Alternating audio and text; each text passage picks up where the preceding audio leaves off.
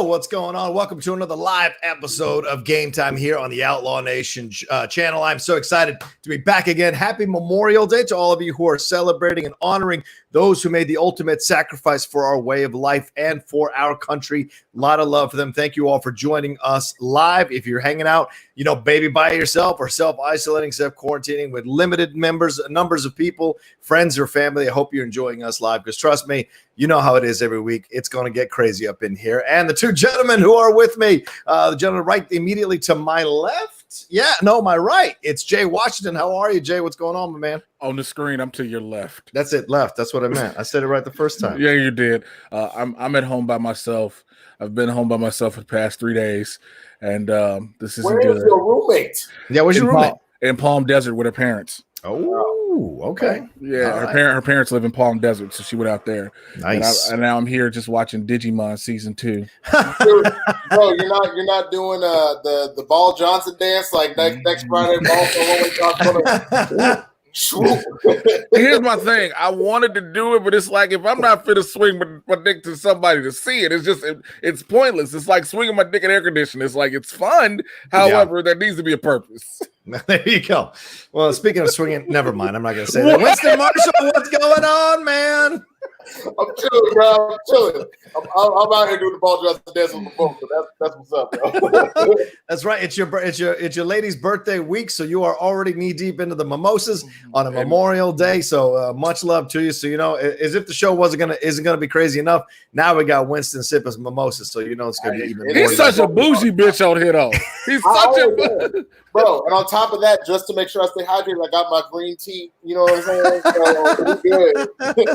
So not only are you a bougie bitch, you a top-notch thought on top of that. Gotcha. Hey, bro. Man, I don't want to do no Botox. I got to stay hydrated. Well, we got so much to get to today. Nice. Alkaline water. Yes, I got Coke, so screw it. Everybody, we are talking about some. We're going to talk about some NBA stuff in just a second, but we're going to get into Dak Prescott stuff, some NFL news, Cuomo opening things up in New York for sports stuff. We're going to get into a little Evander versus Mike Tyson, Evander Holyfield versus Tyson again, a 3, and then some Last Dance fallout, and maybe if there's time at the end of the show, we'll hit some Lance Armstrong stuff as well. So we're gonna talk about all kinds of stuff. What's up? I know this isn't your wrestling show, but speaking of Mike Tyson, did you see him on Double or Nothing? I'm always amazed that Mike walks through life amazed at everything he's experiencing like he's a 5-year-old child again. It's incredible. I think it's just because he's taken just enough hits to the head that he kind of he forgets that he just watched it. Seriously, he's kind of stuck between late 20s and late 20s and like 12, 13. He kind of drifts back and forth. Also, when's his birthday? He might be a Gemini. That might be his two. Good point. Personalities. Good point. Mike Tyson was there. Mike Tyson's a wrestling fan, if you've known from years ago in the WWF. But like him sitting there, there's one shot they caught. Somebody in the production truck needs to be fired because they caught Mike Tyson yawning during the match. Of course. And they had to hurry up. No offense. He's 51 years old. Like you get tired sometimes. That's how it goes, no matter what you're watching. Nap. I like when he was just like. I was like, Mike Tyson they called what it looked like he was half asleep, and I called it enough to take a picture of it. I was like, Mike Tyson looked like that uncle at the barbecue that see the kids fighting and tell them, just go ahead and let them keep horsing around. Let me done in a minute. That's my favorite uncle. He just let you do whatever the hell, man. Except that's also the uncle that once you get in the pool and he's like, you don't know how to swim, no nigga. They just will dunk you under, like, hold your breath. Oh yeah, hold your breath. What's he crying about? You'll get that kind of. Kid be drowning. Uncle talking about something. Don't worry, he's gonna get up eventually. He gonna get up. If you want to live, he get up. You're raising a weak child. Yo, that happens. These are those moments that I do realize that Latinos and blacks are essentially exactly the same. I mean, seriously. That shit is the same. Just a slight pigment change. I'm telling you, man. The upbringing, at least, is the same, certainly. You the same shit, just in Spanish. That's the same shit. It's true, man. It's true. The macho shit is all over Latino upbringings. All right, anyway, guys, don't forget, we've got the Super Chats and the StreamLabs open, so send them in. Hey, it's Memorial Day. It's a holiday. be over generous for us bringing you some entertainment here and giving you some love. I want to jump into John trying to be really nice with it. To me and Winston will just tell you what it is. Hey, listen, y'all, we do this for y'all, and we trying to make some extra dollars on here. It's the holiday. A lot of us ain't getting paid, so we know that we support y'all and y'all support us back. So them young StreamLabs is when you send them bitches in, is when Rocha can send both of us a Venmo payment. It's true. Now, it don't matter if it's $5 or $10, but he can send us a Venmo payment. We need y'all help. We understand that the super chat ain't easy. We understand that you are doing it from the YouTubes, and we know what God has put on your heart. But we ask you, we ask you to go over to StreamLabs, Jesus. The StreamLabs.com. John Rocha said, okay, it's JOHN, ROCHASY. Yes, be a blessing to be a blessing. Now let's talk a lot of trash about sports. I love it. Sean Barrett on the line chiming in. Praise the Lord. Praise the Lord. Pass the collection plate, people. Pass the collection plate. Go ahead, sit around again. Nigga, sit around again. Don't be a minute from South Central. Drinking your juice in the hood. That boy, good and terrible. Good. All right, Chris Miner sent in a real quick super chat. He said, "Did you guys watch the golf game yesterday? Not the biggest golf fan, but it was nice watching live sports and Tom Brady struggle in the front nine." Yeah, did you guys watch that? The match too, Tom Brady and versus Peyton Manning. Peyton having Tiger Woods, Tom Brady having Phil Mickelson. Did you guys watch that at all, or any of the highlights? I heard two things. I heard one, that Tom Brady ripped his pants. He did rip his pants. Always funny to me. And two, that if Charles Barkley's making fun of your golf game, you know, God, you got some problems. Charles went after Tom. That was hilarious. I didn't get a chance to watch it. I was doing voiceovers and watching Digimon at the same time. So. Oh, respect. Oh, nice plug for yourself. I appreciate that. Well, there was a couple of cracks. First, Tom Brady, because Tom Brady can be a bit of a ball buster. He said that he was making fun of Peyton Manning playing because they were playing out in the rain, in essence. And he said, Peyton hit a good shot. And he goes, "That's surprising because usually he does better in the dome, under dome, making a shot at Tom Brady." And then later on, making a shot at Peyton Manning. Later on, Peyton Manning took a shot at Tom Brady and said, "Do I need to call Nick Foles in here to make this shot? Who I need to?" So I thought that was, and then Tom got a little miffed. He got a little upset. He was like, he said something like, "That's a cheap shot. That's a cheap shot."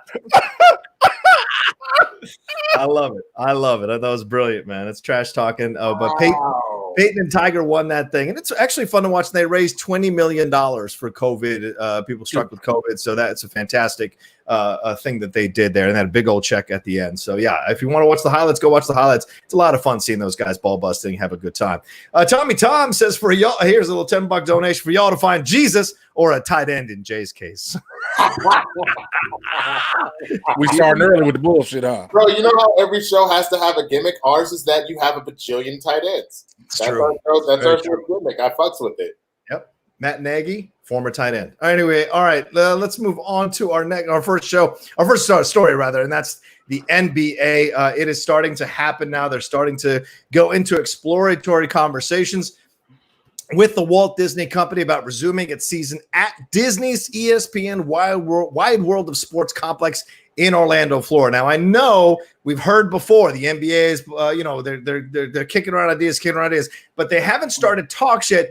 This is where they officially started talks here. They're looking at maybe kicking off the season in late July. This is according to NBA spokesperson Mike Bass. He also said the NBA, in conjunction with the NBPA, which is the National Basketball Players Association, is engaged in exploratory conversations with the Walt Disney Company about restarting the NBA season in Florida as a single site for an NBA campus for games, practices, and housing. He went on to say, our priority continues to be the health and safety of all involved, and we're working with public health experts and government officials on a comprehensive set of guidelines to ensure that appropriate medical protocols and protections are in place.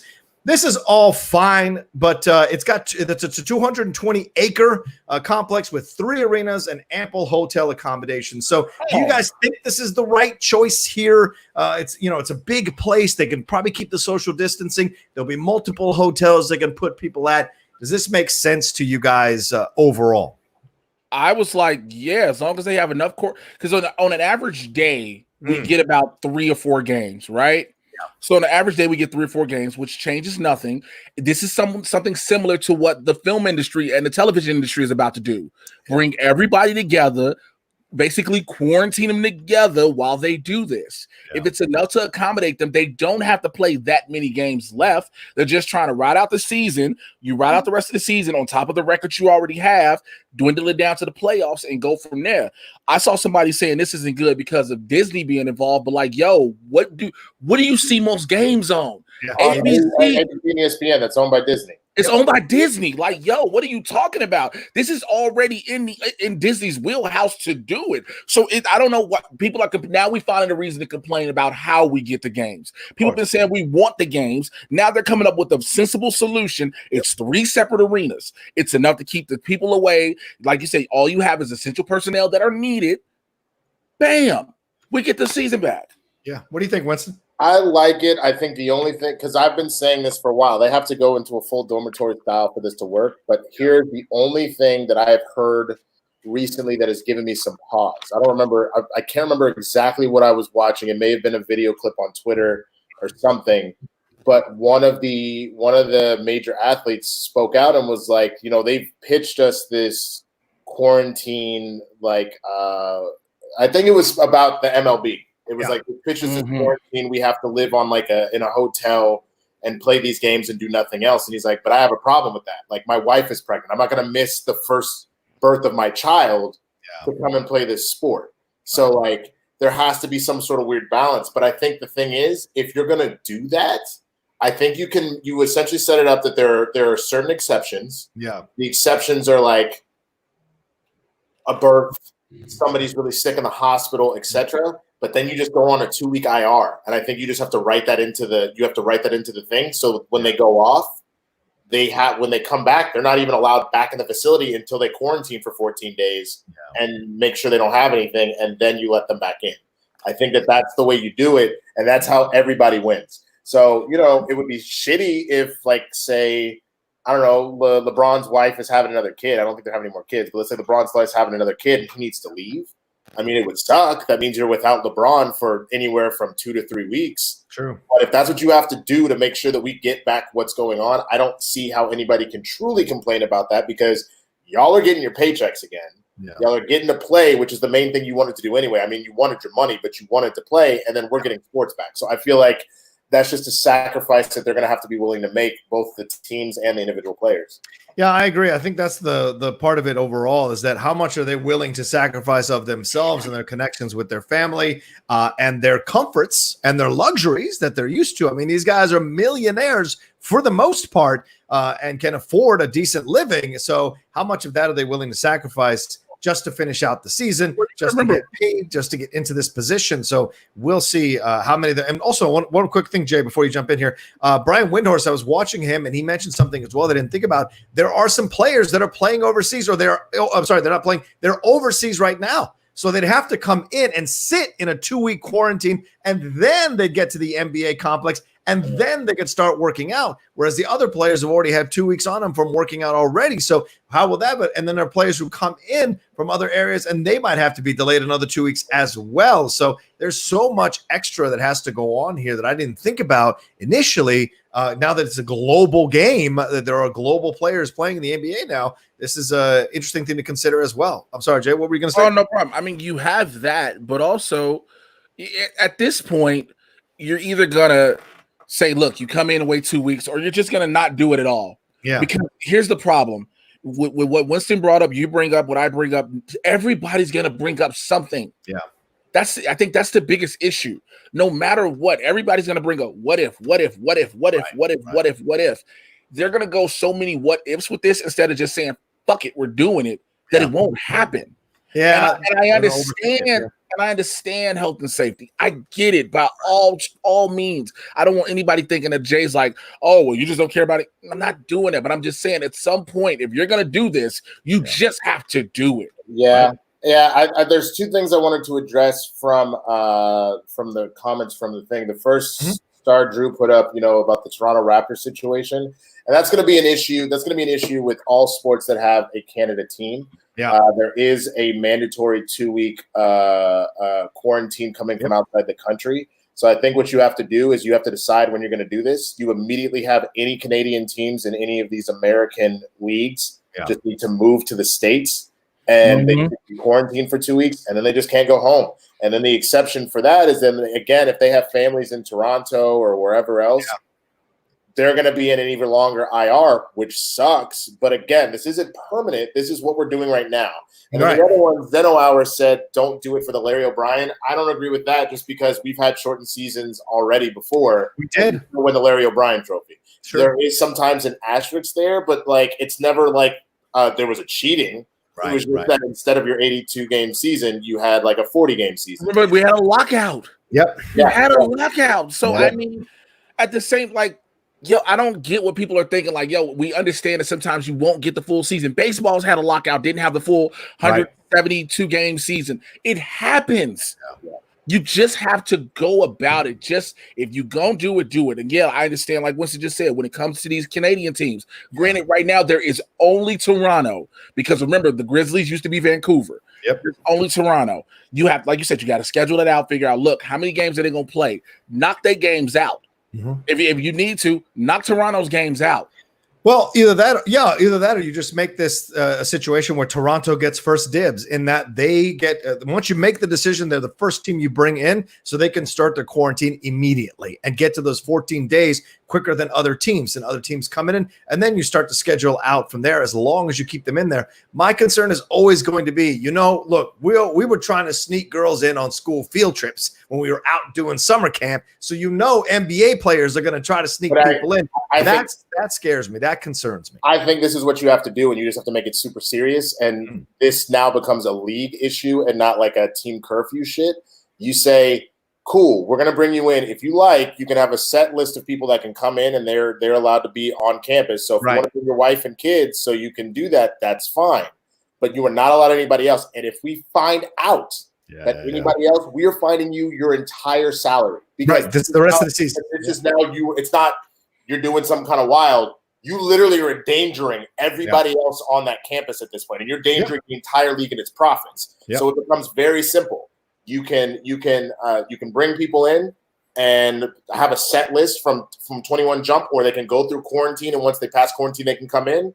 But other than that, that's it. And I think that again, you're gonna have some troublemakers that'll be like, "Fuck you, I'm gonna do what I want." The same way there are people like, "I don't have to wear a mask. Fuck you, I'm an American." Right. Whatever.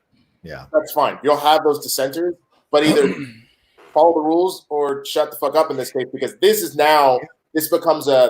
a civil rights or a rights thing, which it wasn't in the first place. Never was. Constitutional. It never was a constitutional right. But this is also a situation where it's like, okay, so here are the parameters for the job. If you want to do the job, if you want to be here, this is what we need you to do. It's as simple as that. And one more quick thing. A lot of these teams are used to being in hotels for weeks on end. Know why? Because they all have circus road trips. Chicago is known for having it. LA, pretty much every basketball team, I think, in a major city has a circus road trip, because I don't know if they still do them anymore, because I remember when Ringler Brothers was a thing, they would do a 2-week circus road trip. And so there's always different things that come up that take them out of town for a block of time. So it should be nothing new to them. It's a great point you bring up. I don't think it's once they lock this thing down, I think a lot of the NBA players are going to be responsible and police their own units, police their own teams, because they know because if they shut it down again, then all of them lose the money. So, I mean, that's the thing. That's a motivational factor too, Winston, to go along with what you were saying, is you got to have veterans on the team who are like, if you youngins mess shit up for my money with my family and my kids and my future, we're going to have words, and they ain't going to be pretty words. I mean, that could be a part of it as well. So, I mean, we'll see. We had a Streamlab come through. I want to read it real quick for you guys. A couple of them, actually. CSM said, my suggestion, blackout this year in honor of Black Mamba, and don't crown a 2020 champion. We want NBA at its best, and if that means losing this season, let's do it. Thoughts? What do you guys think? Again. Go ahead. Okay, I real talk. I don't hate it from the emotional side of things. Okay. And as weird as this year has been, I genuinely do not hate that. But at the same time, I don't believe that the leagues will do that for a couple of reasons. I mean, one, you're talking about billions here. They're not going to leave that kind of money on the table. And even though all these dudes are millionaires and stuff like that, again, if you've seen Broke and everything else, a lot of them kind of need they in a weird way, even though they're multimillionaires, they live paycheck to paycheck. Yeah. So they kind of need to continue to play too. And I also think that there's that weird love of the game. I think if we were further along in the season, I think if we had just gotten to playoffs when this started, maybe people go, fuck it, we'll just do that. But I think that there was too much left on the table. Yeah, I have to respectfully disagree and think that's kind of, for lack of better words, dumb. Again, they played after a blackout. I mean, after a lockout. Yeah. So why they didn't give up the season then? Mm-hmm. They played after a lockout. They played in a bridge season then. You can play in the bridge season now. There is no difference except for the health and the health implications, which they are taking the precautions and installing all necessary parameters to make sure that doesn't happen. That I don't think you don't black out the season and call it just to Kobe. You saw it too, right, Rocha? I like this. The first suggestion that sounds like a Knicks or some lottery team. No way a person supporting a playoffs team wants that. No way. Right, that's a team. Somebody who got, you know what I'm saying, somebody around here got the Knicks, or you know what I'm saying, some teams that ain't gonna make it this year. Like, that's the only way you say some shit like that, because even then, I don't even see people who support teams that have no real chance of the playoffs supporting that. They want the sports, they want the game back. Well, yeah, I was just gonna say, I don't know if you guys watched Last Week Tonight with John Oliver, but I don't think he had one yesterday, but the week before was about sports, and it wasn't just about the billions of dollars left on the table. It's having an emotional toll on people, because for a lot of people, this is one of the few things that gets them through their week. They're working their ass off, and they have nothing to distract themselves. And it's as fun as 90 Day Fiance and Tiger King and everything else. If you don't have movies, and we're at this point, TV shows, they've burnt through most of them, like scripted TV, because they finished their seasons out. Yeah. And you don't have sports, people are going to legitimately start to lose their minds. So you need something. And I think you have to figure this out. And like you said, they just have to make the decision, go for it. The German league has done that. The Bundesliga, the soccer league, the last 3 weeks, they've been playing games right here for on TV for people to watch in empty stadiums. They celebrate when they score a goal, 6 feet distance when they celebrate. It's a little weird, but you get used to it, because you're like, well, I just want to watch soccer. And as I'm sitting there watching these games now, because there is no other live soccer on other than the Korean league, which I'm not going to watch. That's lower quality. It's been actually they're lower quality. They're lower quality. Man, they got sex ball. That's the best league in the leagues.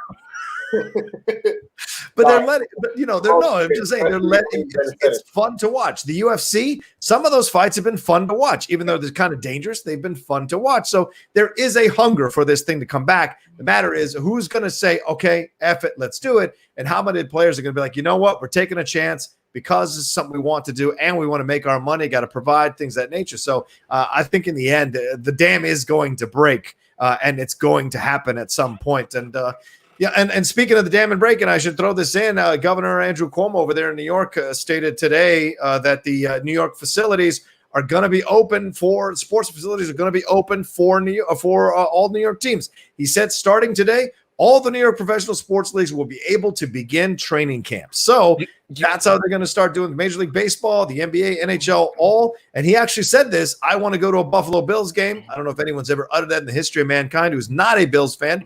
But he said, I believe that sports can come back without having people in the stadium, without having people in the arena. Do it. Work out the economics if you can. We want you up. We want people to be able to watch sports to the extent people are still staying home. It gives people something to do. It's a return to normalcy. So we are working and encouraging all sports teams to start their training camps as soon as possible, and we'll work with them to make sure that can happen. The Brooklyn Nets said in a statement on Sunday that they will be opening their training camp for voluntary workouts starting on Tuesday after following all the protocols. So and this is a hard hit city, Jay and Winston. But you just said it. In Cuomo's statement, you said one important word. Yeah. One important phrase, excuse me. Work out the economics. Yep. I keep telling everybody, as much as a lot of people have shit on everybody saying the economy and different things, you have to, because now a lot of these states are really feeling these hits. Yes. So now you need professional sports. I don't care what anybody says, are revenue generators for states. Granted, yes, you're going to push You're going to push all the basketball teams to one place. You're going to potentially push all the baseball teams to one place. Yep. Well, and you're not going to get any of the stadium money because nobody's going to games. Right. But the merchandise revenue. Right. Merchandise revenue. Yep. That team revenue that they end up still having to pay, because people forget, even though, it's a giant league, they have to pay these cities too. Yeah. And so this stuff has to roll, because you pay the city to pay technically not just salaries, but for infrastructure in cities. Yeah, technically. Yeah. And so it is a very big thing. This is a grand scope of things. I know we're talking sports, but like I keep telling people with the film and television industry, people keep thinking it's just Hollywood, and it is not just Hollywood or Los Angeles proper. These productions go all over the world, and look at the United States and how many obscure little cities you may have never heard of get productions happening there. This is a bigger picture, and I understand the health implications. I get it, but it's like you're here and here. You're at a catch-22 at a point right now, and I understand. Again, there's no vaccine. That's a while off, and you can't shut down life when you have a country that technically does not know what to do. Let's just call it for what it is. Yeah, I agree with you. They're trying to figure this thing out as they go along. No one has a blueprint. No one seems to have a blueprint on this, and they're trying to put it together as best they can. Go ahead. I'll tell you the blueprint, honestly, is you got to go look at Japan. I don't know if you guys have seen the article that came out, I want to say from Newsweek. They basically didn't beat it without the lockdown and stuff. Well, but that's honestly, that has to do with how great of a society Japan has, in that they already had a mass culture there. Right. And they don't distrust their government. So when they were kind of like, hey, this is what's happening, they didn't have to put a stay-at-home lockdown. No. People just naturally said, all right, I'll just stay home. And then on top of that, like a number of companies that didn't allow for people to work from home, they staggered their start times. Yep. So they would say, this company and this company, we're starting at 8 a.m. This company and this company, we're starting at 9 a.m. So then even the train systems, instead of having those fully packed cars, you'd have like 10 people per train for that exact, you know what I'm saying? So like, that's a large part. We have to look, especially with these American leagues, we have to look to outside examples on how to just improve our overall shit so that we can get this rolling again. I need you to stop thinking with logic. Well, true, fair. Good luck convincing the higher ups that they should look to another country as a blueprint. I mean, especially in this situation, like you have logic right now and reasoning and facts that are proven. Good luck. Yeah. Hey, man. No, we want to run to a water park in mass. What are you talking about? That's what we want to do in this country. We don't want to listen to our government. We want to run to a water park en masse and be complete and utter idiots. Tavishka Productions sent in a quick StreamLab. He said, good Lord, just take my money and stop singing. That makes me want to fight somebody. What is your favorite fight song, Jay? Oh, wow.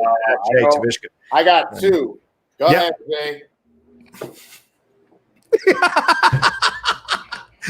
Do you have one, Jay? It sounds like he doesn't. Go ahead, Winston.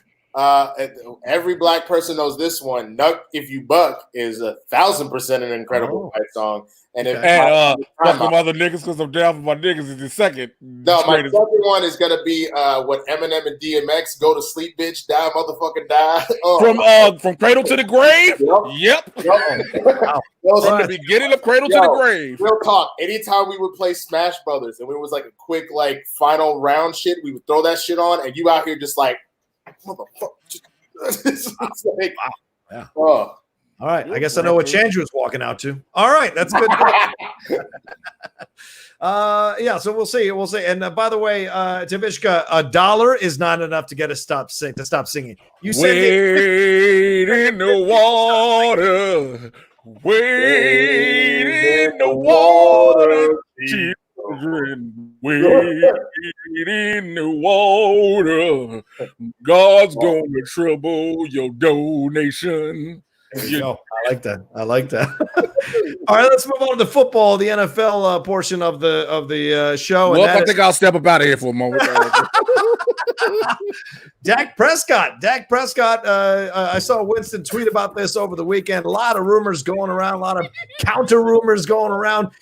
There was a report from NFL quarterback Chris Sims. I don't know why he's talking about anything. This is a lifetime backup third stringer of NBC Sports. He reported that Dak Prescott turned down a 5-year, $175 million contract, adding that Prescott wanted the final year to be more than $45 million. That's what he said. But through NFL Network's Ian Rappaport, the Cowboys and Dak Prescott's agent denied that any such proposal had been made, and they didn't offer any new information on what proposal had been made or what the terms are at this point, only to say that Prescott wants a shorter deal and the Cowboys want a long one. That's the big sticking point, because Prescott wants to be able to, kind of spread his wings if he doesn't like the new coach that they brought in. And who could blame him having to play for Jason Garrett for a number of years? You want to trust that that McCarthy and him can work well together. So that's the situation there. He's only 26 years old, the kid as well. So the deadline for signing the franchise tag player to a long-term deal is July 15th. So it's not that far away. It's only a month and a half away. So I'll give you first dibs on this one, Winston. What's your thoughts overall? What do you think is really happening here? And what's the hang-up? I appreciate Rappaport and what's his name? Adam Schefter, both stepping in and correcting this. I mean, first of all, I try not to fall for those traps, but it made sense in that we still haven't signed a deal and everything else. That for half a second I believed it, and I'm a big advocate of not of doing your due diligence, but that's the problem. You see a verified check, you see he works for CBS Sports, you believe that it's a real report and stuff like that. So It was very frustrating for like a good, 3 or 4 hours that was going on there. You didn't hear him in the phone call, Rocha. You didn't hear how bad Winston was in the phone call. Yeah, well, I got the tweet. I saw the tweet. I saw he was upset. We were on the phone and he was going off. I went off on the phone for 15 minutes. I was literally in the middle of Instacart shop, and I was like, if this little motherfucker don't sign this motherfucking contract, and this little old lady, because it was early in the morning, was like, angry black man, oh God. Yeah, you're lucky she didn't call the cops. I mean, that's the thing. I think that I don't blame Dak for wanting a shorter contract. I would like for him to sign a longer term one, but I do, that tends to be what happens. Most players want a shorter deal for as much money as they can squeeze out of it, whereas most teams want to lock them in for as much as they can, because then they can also prevent them from ribbing them. So if Dak signs a 3-year and in the next 2 to 3 years he's going the F off, then he can demand a shit ton more money, versus if they get him to sign a 5-year, they can maybe negotiate for the last couple years for a raise, but nothing out of nothing absurd. Right. So I totally understand what's going on there, but I am going to answer this comment I see. No, I would not trade Dak for Aaron Rodgers, and the main reason for that is he continues to get injured, and even though Aaron Rodgers is Aaron Rodgers, he's kind of on his back half where Dak is on his upward swing. So no, that doesn't make logical sense to do that. Yeah. If I felt like we were trying to make an immediate run, sure, but I also don't feel that Mike McCarthy and Aaron Rodgers get along anymore, so that also doesn't make fucking sense. So no, I wouldn't. True. What do you think, Jay, about this whole situation? I'd like to say first and foremost, Winston, you are at your girl's house and your internet's still acting up. I think it is something with your just connection. Did I freeze? It was for just a second. Yeah. For a second. But also, oh boy. I guess Dallas doesn't know what it wants to do. They're scared. You want to lock Dak in because you're scared you potentially can't get another quarterback of that level or potential level coming up. Yeah. Dak is I'm starting to learn my worth, but the problem with his worth is he's not producing. Yeah. That's right. He's 26, Jay. And if these rumors are true, asking for $45 million on the back end. That's what I'm saying. Haven't even gone or sniffed a Super Bowl is kind of shocking. Or even gone to the NFC Championship. Yeah. You got to get through and get through rounds of play. You got to show more. I understand the potential is there. No, because I don't give a fuck about the Bears quarterback when you bring this up. You know what I was going to say. You had no idea what I was going to say. I feel like you were doing. All I was going to say is, and this is where a lot of this has to kind of go out the window. I understand as an organization, we've been in a lot of trouble. We literally have a brand new coach. So until that plays itself out, I think a lot of this, the Cowboys will go to the first round and lose. They can't smell or whatever. I don't believe that until I see what this regime does. You know what I'm saying? It's a complete shift. So I think that's fair. Are you that one season person? Are you one of those one season persons, or let it to give it two? No, I'm always a fair believer that you need at least two. The first one is to get to iron out all the kinks, and by the second season, you don't have to win it all, but I need to see that there has been a massive progression forward. So by the second season, if I don't go feel confidence and go, maybe we need another piece, we got a bad draw on a game, something like that, then I start to get upset. But the first season, like anything else, that's not fucking fair to put that on yourself. It's the same reason why if you watch the Schmodown, to try and put it all on round 1 is the dumbest shit you've ever heard in your life. It's about what you do in round 2 in the Steelers. It's about how you handle your 2, 3, and 5 pointers. So it's the same thing here. You need at least a season to see what's going to happen. Yeah, I don't disagree with you because McCarthy needs to install his version of the offense and to see how it could work. And you got to see if Dak responds to that offense. And also, they got those 3 receivers. Who's going to be upset about not getting as many balls? All of that may come into play. How are you going to work Ezekiel Elliott into this? If you're going to start turning them into a passing team, how do you make sure Ezekiel Elliott is happy? So there's a lot of unknowns here for sure. And I get it. Of course, Dak wants a shorter contract because he wants to be able to play the field when the contract is up and get himself more money. But right now, in a franchise tag, he's going to make $31 million just on the franchise tag. It'll be even more next year. So him signing for $70 million guaranteed doesn't mean anything. He wants to get a higher number, and I respect that. But I agree with Jay. You got to show me something on the football field beyond the first round playoff. Also, all this and more on the next Dragon Ball Z. That's all I wanted to say. Okay. All this and more on the next Dragon Ball Z. Marquise makes a great point. He says, look, Tony Romo never went to the NFC Championship game and passed the second round, but he got his money. That's fair. But Romo had better numbers. True. Romo Until he got to the playoffs. People love to give him shit because of those interceptions and key moments, but if you actually look at his numbers, not only is he a Hall of Fame player, he was actually better than a vast majority of the league, and at times was better than Brady, was better than Peyton, Andrew Brees. Not all the time, because again, those 3, if you compare him to Romo, whatever, over the lifetime of shit, but there were some seasons where Tony was MVP fucking Tony Romo. Yeah, but 80 interceptions, like you just said. Yeah, so let's not do that one. Yeah. Dag MQ says they did this last year with Zeke Elliott. Why did they not learn their lesson from that? I just think, I guess that's a fair point, but I think they're waiting. They're waiting, and they're going to play it. And look, it's Dallas, man. Jerry Jones, he prides himself on being a negotiator. He's a businessman. He likes to grind you down to the last possible minute and then make the concessions, because at least in his mind, he can wake up in the morning and look at his adjusted face and say, hey, I actually went at this guy and got what I needed from it. I'm just saying. I'm no fan of Jerry Jones. You did, bro. Just in face. I mean, he did. He's got plastic surgery. Let's tell the truth.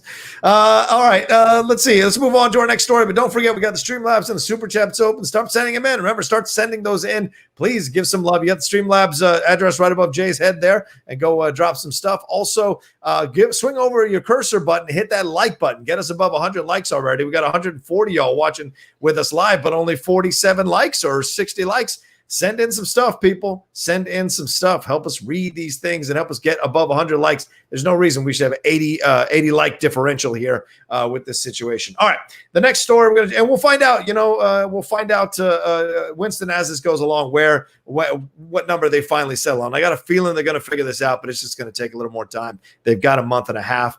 Another quarterback that we should probably talk about is Joe Flacco. Joe Flacco going to the Jets for some unknown reason. He was released by Denver in March of after one season. He'll receive $1.5 million in base pay, plus the chance to make another $3 million with incentives with the Jets. He is 35 years old. Do you think this is just being done to give Sam Darnold a little bit of counsel on the sidelines, a veteran there backing him up to kind of guide him and figure out the defenses? Because Darnold didn't do too bad towards the tail end of the season. I think he was 6-2 for the last part of the season. So what do you think about this, Jay? Do you think Flacco is kind of a necessary quarterback to slide into this position and help Darnold become a better quarterback? Flacco is the reason we just had this long-ass discussion about fair point. Fair point. He is the reason we have been having these discussions about quarterbacks. Again, yes, he's a Super Bowl winning quarterback, but you put it more on the Ravens defense when you look at it. Mm-hmm. If it's to give counsel to Darnold as 1 year, fine. If you're not looking to say, well, if Darnold doesn't play right, we can just throw Flacco in and we'll be good. If you're the Jets and you're thinking that, then you just are completely dumb as shit. Yeah. But every time I hear Flacco's name, I get upset because of that. Because Flacco is the reason we have these quarterback situations to this fucking day. Explain it to me. So after Flacco won the Super Bowl with the Ravens, which he went and asked for elite money and got elite money, and he is not an elite quarterback. Because Flacco was able to get elite money, that is why you see all this shit been happening. That is why Jared Goff got paid like he did. Because Flacco was able to do it. All these quarterbacks. But the only thing I got to say about that I contradict, and that's just on teams being stupid. Flacco, even though I don't think he deserved it, I still believe Jacoby Jones was Super Bowl MVP, was the Super Bowl MVP. And on top of that, if you look at his run through the playoffs that year, he had an average year during the season, but during the playoffs went off. And so you got to give somebody credit. If you get But he is not an elite level quarterback. But it doesn't matter. But to be a listen to me. This is why I'm hearing. Because he's a Super Bowl MVP, that means you not only handled your business during the regular season, most likely, with the exceptions being like Nick Foles. You handled your business during the regular season, and then when the pressure was on, you also did your job, let alone to be not just a Super Bowl winner, because a Super Bowl winner I don't think is enough. But a Super Bowl MVP, that's enough to be like, look what I did for your squad. You would not have a ring if it was not from me. So I will give him that credit. The Jared Goff shit made zero sense. Jared Goff, I agree with. Crash. Okay, that doesn't make any sense. And a lot of these other dudes that got these kind of things, like Stafford got his. Stafford has always played decently well, but what has Stafford ever done for you? Nothing, really. You know what I'm saying? So like that shit doesn't make sense. You pay a Cam Newton when he wins MVP. You pay an Aaron Rodgers when he wins MVP. You pay these dudes that have proven that without a shadow of a doubt they are elite, or that they do something a little bit extra. That's why Mahomes will get his money. Jackson will get his money.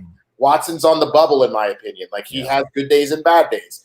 But the Flacco thing made sense. A lot of these other ones don't, in my opinion. That's my Yeah, he just won a Super Bowl, as Jay said. He signed a 6-year, $120 million contract, which was pretty insane. But I think Jay is right in one way, Winston, is as it changed what agents can ask for, because the way they leverage this is they say, do you want to pay on the back end or do you want to pay now? Because of the potential of this quarterback to possibly lead you to a Super Bowl. The reason the Ravens, and at the time, that money was insane to pay for someone who had just won a Super Bowl and was not considered that elite by any of the metrics or any quarterback opinion makers there for 6 years. So that's how the agents use that as leverage to say, do you want to pay this guy the market value of the 120 that will probably 150, or do you want to pay him now that's a little bit cheaper and keep him for longer? So that's how they parlay it. But yeah.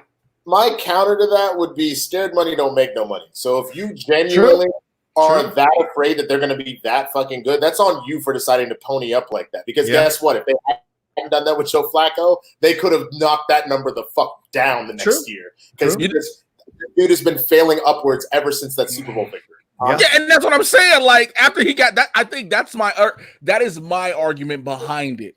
I think that's the part of what you just said. He's been failing upwards. He got paid. He got broke off and has done nothing since.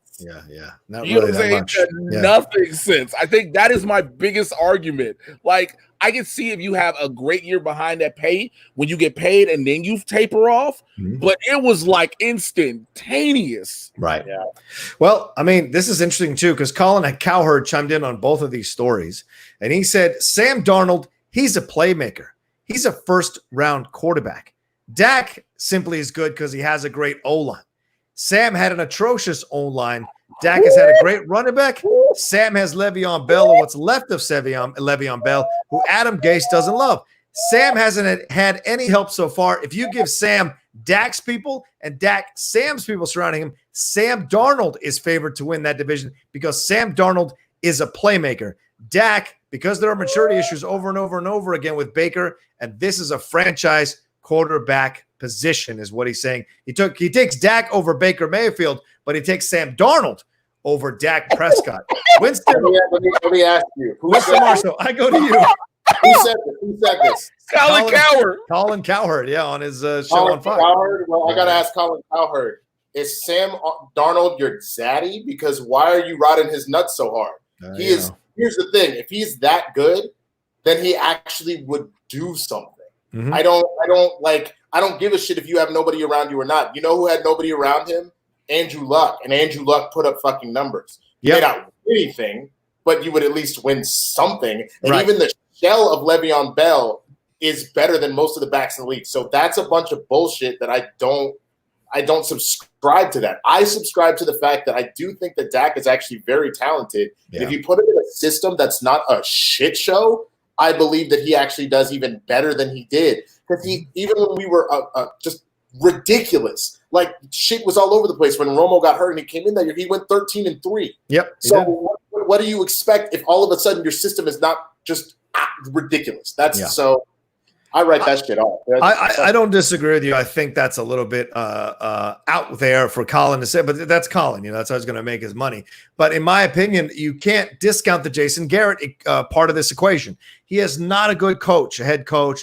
They went 13-3 when Dak slid in there for sure, but they've kind of fallen back to the medium for the most part when they get into those playoffs because Jason can't coach in the playoffs. He just cannot. The situation always overwhelms him. He always gets outcoached, outthought on the field, and Dak can't keep being held, like in essence, by Jason Garrett. So we'll see if McCarthy opens the floodgates more for Dak and what he can do with him. I hope this works out for him, and we can see what Dak can really do, because all that crap they give him about, he can't go above 250 yards, he rarely gets 300 yards, all that stuff. I get it, and certainly the stats back you up, but you can't discount the fact that this guy has a crappy coach. So we'll see if McCarthy can kind of bring out the best in Dak. And don't be surprised if Dak is putting up a crap ton of numbers and touchdowns next season.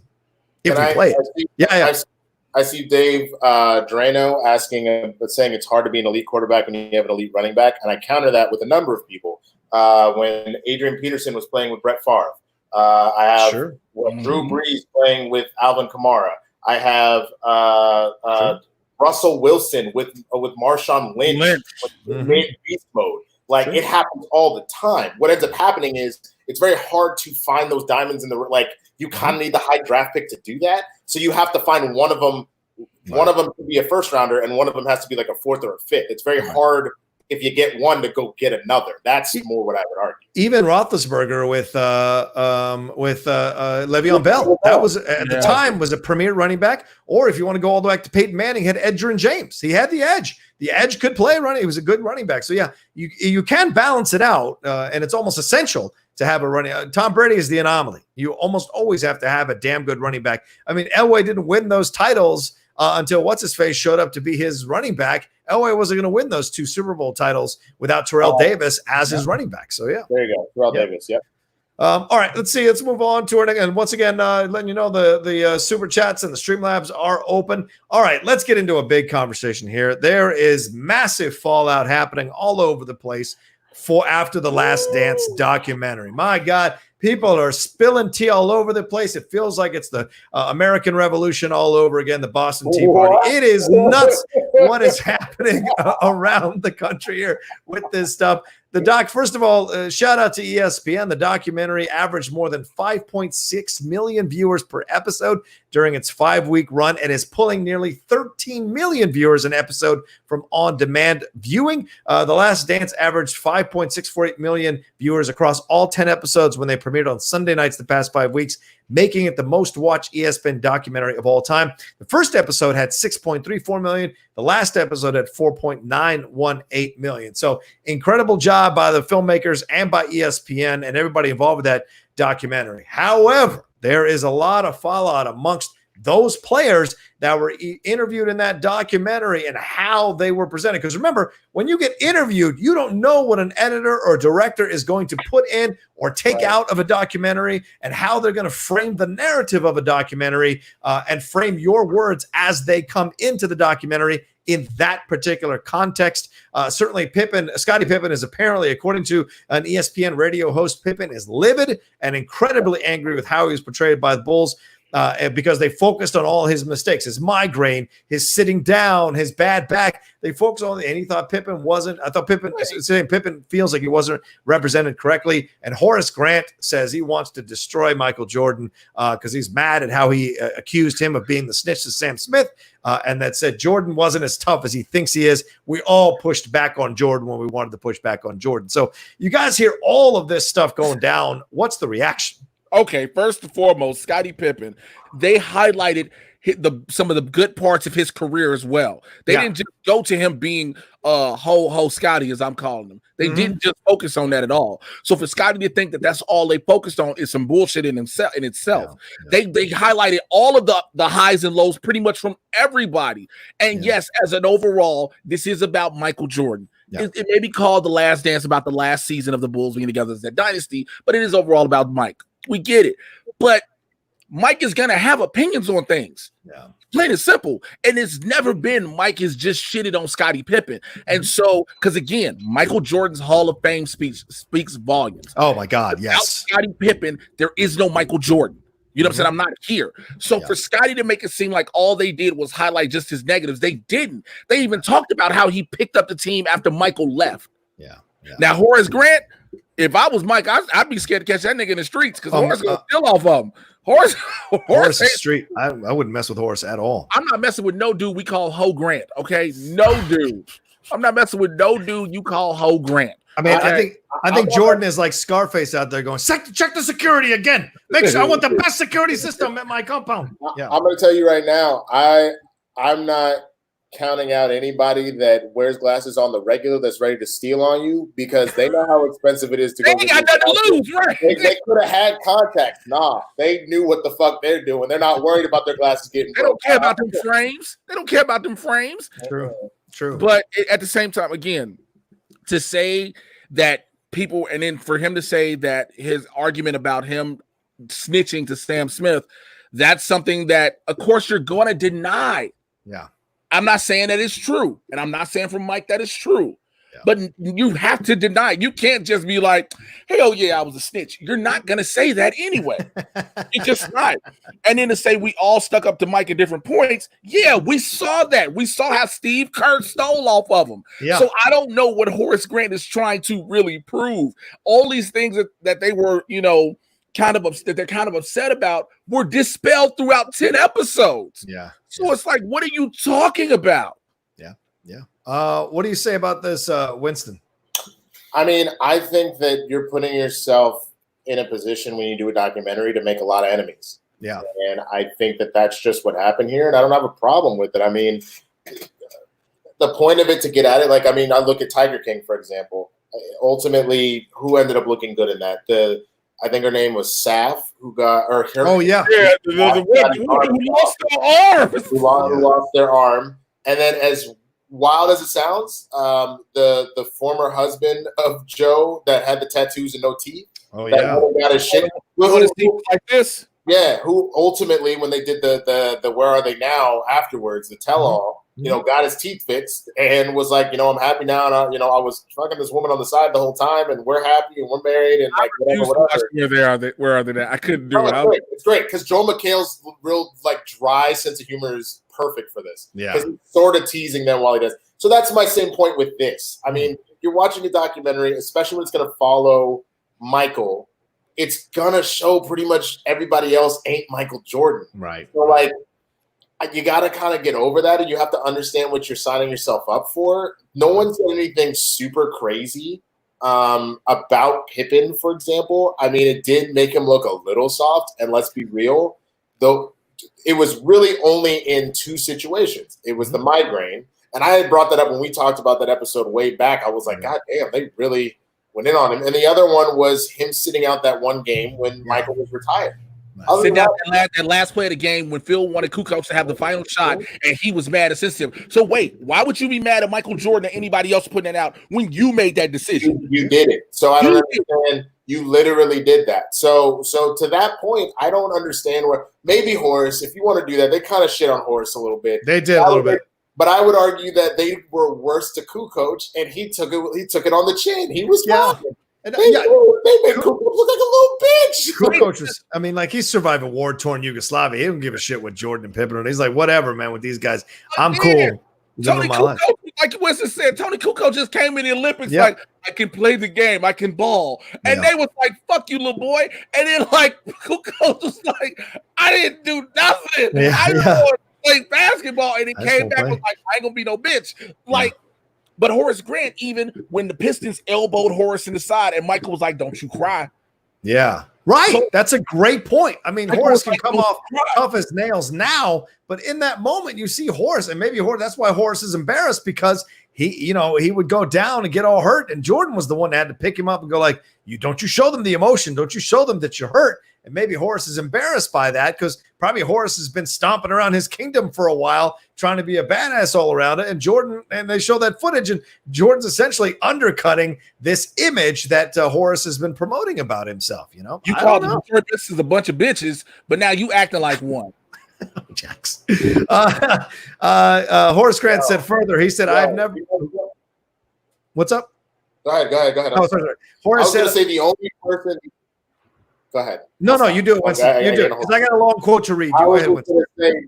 The only person that should feel upset about how he was portrayed was Slim, the dude that Michael owed all that money to. They made him just seem like a straight up crook. Like, my boy Slim is out here trying to make an honest dollar. He's like, what do you want me to say? The fool owed me $57,000. I don't care that he's Michael Jordan. That's $57,000. Oh, Jay didn't hear. I gotta wait for Jay to come back. What about $57,000? That's all I heard. I said the only person that should be upset about how he was portrayed was Slim. He just got shat on. Yo, the pimp got shat on, and he was just out here living his regular pimp life. You know what I'm saying? He was trying to get his money. He was trying to get his money, and they put Slim on blast. Like, Slim ain't got shit to do with all this. You know what I'm saying? You might as well. You know, say Dennis Rodman got uplifted through this whole motherfucker. That's true. Know what I'm saying? But Slim out.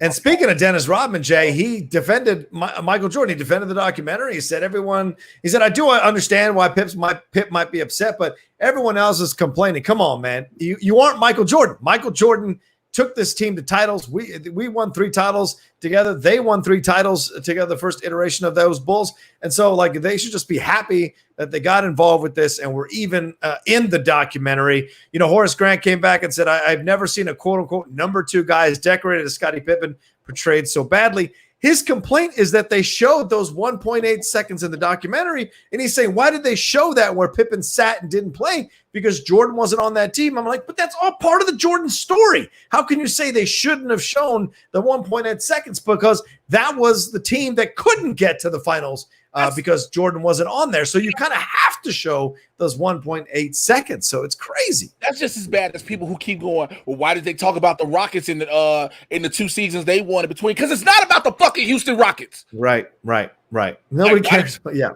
It's not about the Houston Rockets. Like, everybody, I saw a bunch of people, why they ain't talk about the Rockets? Because it's not about them. Mm-hmm. And again, you need to talk about Scottie Pippen's journey because, again, all of this was playing out at the end. Yeah. Them leaving played out all this way because of all the stuff that was happening. Right. I hate bitch assness. I hate it. To be fair, Sam Smith, the writer, went on one of the shows there on ESPN, I think one of the podcasts, and also said that he thought Jordan lied about a couple of things, or a few things, actually. And so be it. I mean, look, did the victor go the spoils? That's the game, and he was the victor. No one's doing a Horace Grant documentary. No one's doing a Pippen documentary. They're doing a documentary about Jordan, and he is kind of in charge of the creative content of that documentary. So it's going to come out a certain way. And if you don't know that before you participate in that documentary, I hate to break it to you. That's just kind of how it goes. If they do a documentary on Christian Harloff, we're all going to appear in it, but it's going to be Christian Harloff who decides the direction of that documentary. And we all know that going in.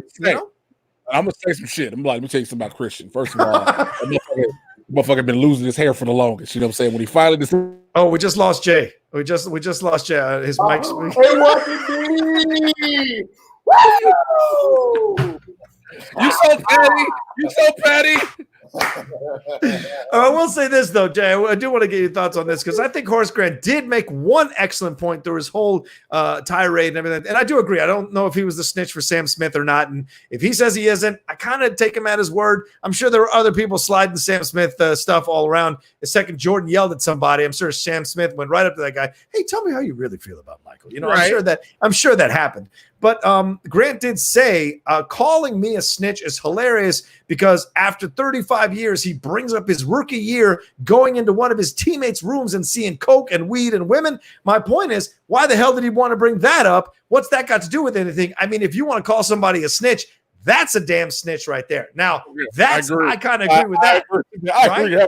One of those players from that team came out in a statement and said, that Jordan broke the code by revealing that about us, and not all of us were doing that, and it's pretty shitty of him to paint us all with that brush. So I think there is some truth to that for sure. I mean, yeah, for him to say the traveling cocaine circus that was going on. However, we knew who was doing the cocaine. Like, right. You could easily do due diligence and find out who was doing cocaine. But also, there's another thing we need to realize. Mm-hmm. What is Michael Jordan worth right now? Dude. Well, his Jumpman shoes alone, the company brings in $3 billion every year. So just Jumpman brings in $3 billion. Yeah. Do you honestly think, do any of us honestly at the end of the day think that Michael Jeffrey Jordan gives a fuck if your feelings are hurt? Right. No, he doesn't. Let's be real. Nobody. Wow. I mean, he does. You can look at it like, yo, This is what it is. I'm going to say what I'm going to say. What you going to do? You going to come at me? Guess what? I could technically ruin you. Yeah. Michael Jordan, according to Forbes, in May of 2020, he is worth $2.1 billion as of May of 2020. He's ranked number 1,001 on the Forbes list of billionaires. Yeah. Hold on. Really? Yep. I can't believe that Michael Jordan is worth that. Yep, he is worth that much or that little.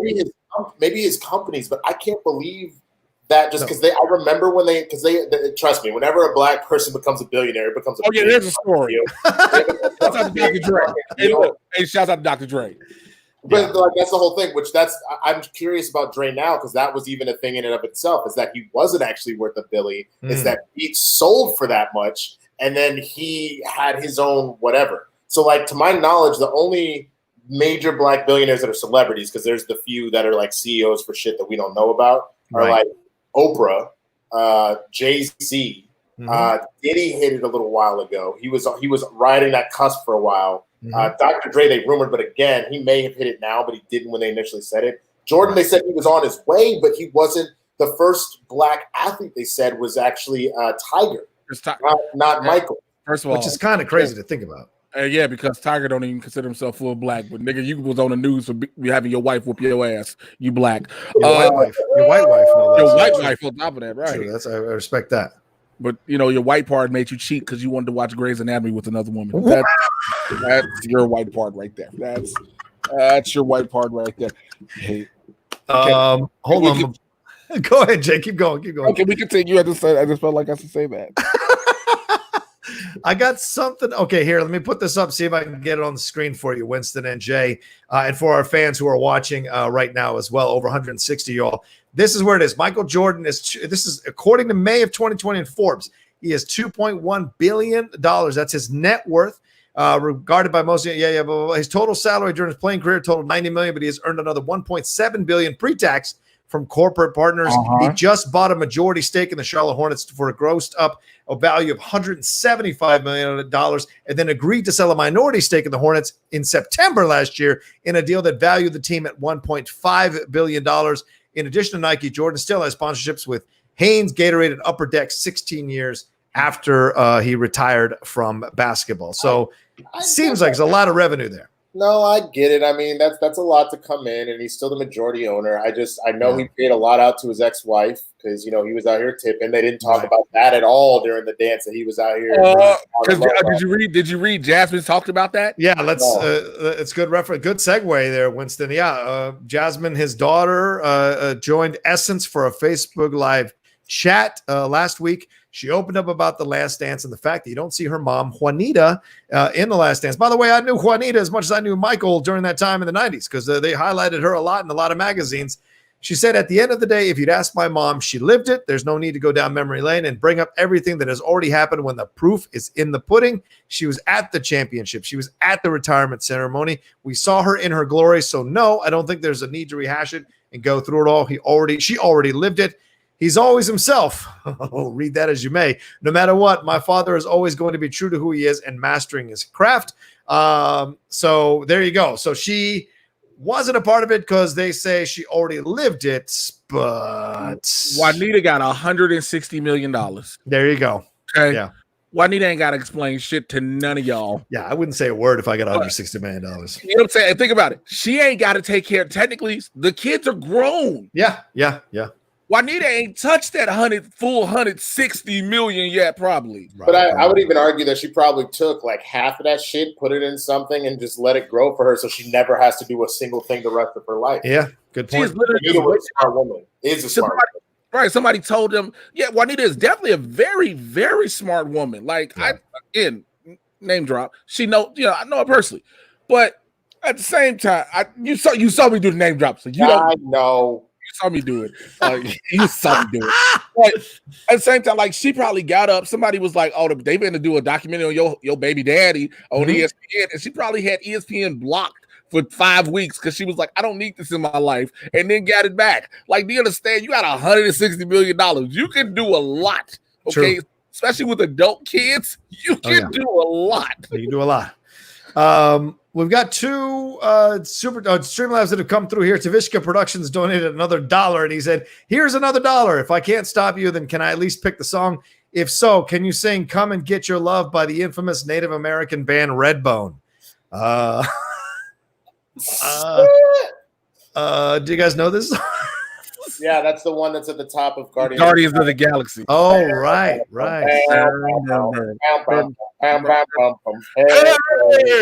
Hey, what's the matter with you? Feel right. Oh, you feel right, baby. Hey. Come and get your love. Come on, boy. That's the best I can do. I'm not a real good singer. All right, there you go, Tavishka. Grab a lizard by the neck though and go, hey. My only thing the last thing I'll say about Michael and like this whole, clearly he was cheating. I would put dollars to donuts with his gambling ass. He was out with somebody and they were like, hey man, I bet you I get that girl's number before you do. Bet, bitch. That's how he ended up cheating. So then it would be some shit where then he gets the girl's number and she's like, I bet you can't make me come faster than I can make myself come. He's like, bet, bitch. That's how he always ended up cheating. Throwing the quarters at the wall. Pitching quarters.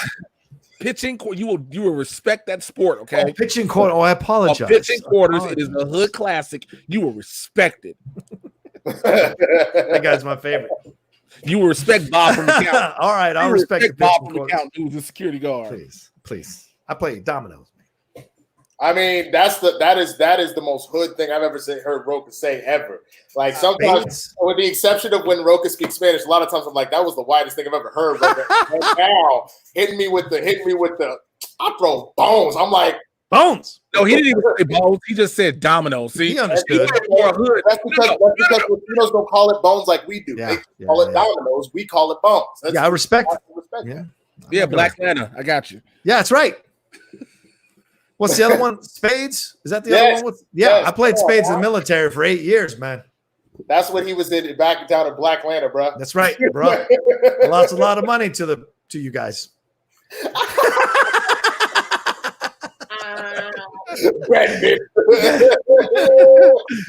All right, let's move on before we get in too much trouble here.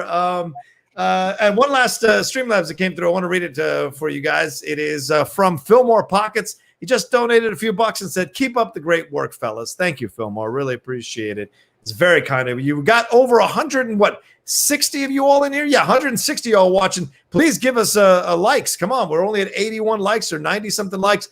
Get us to 150 likes. Swing that cursor button over. Hit that like button. We're at 97 likes. Let's get up to 170 likes.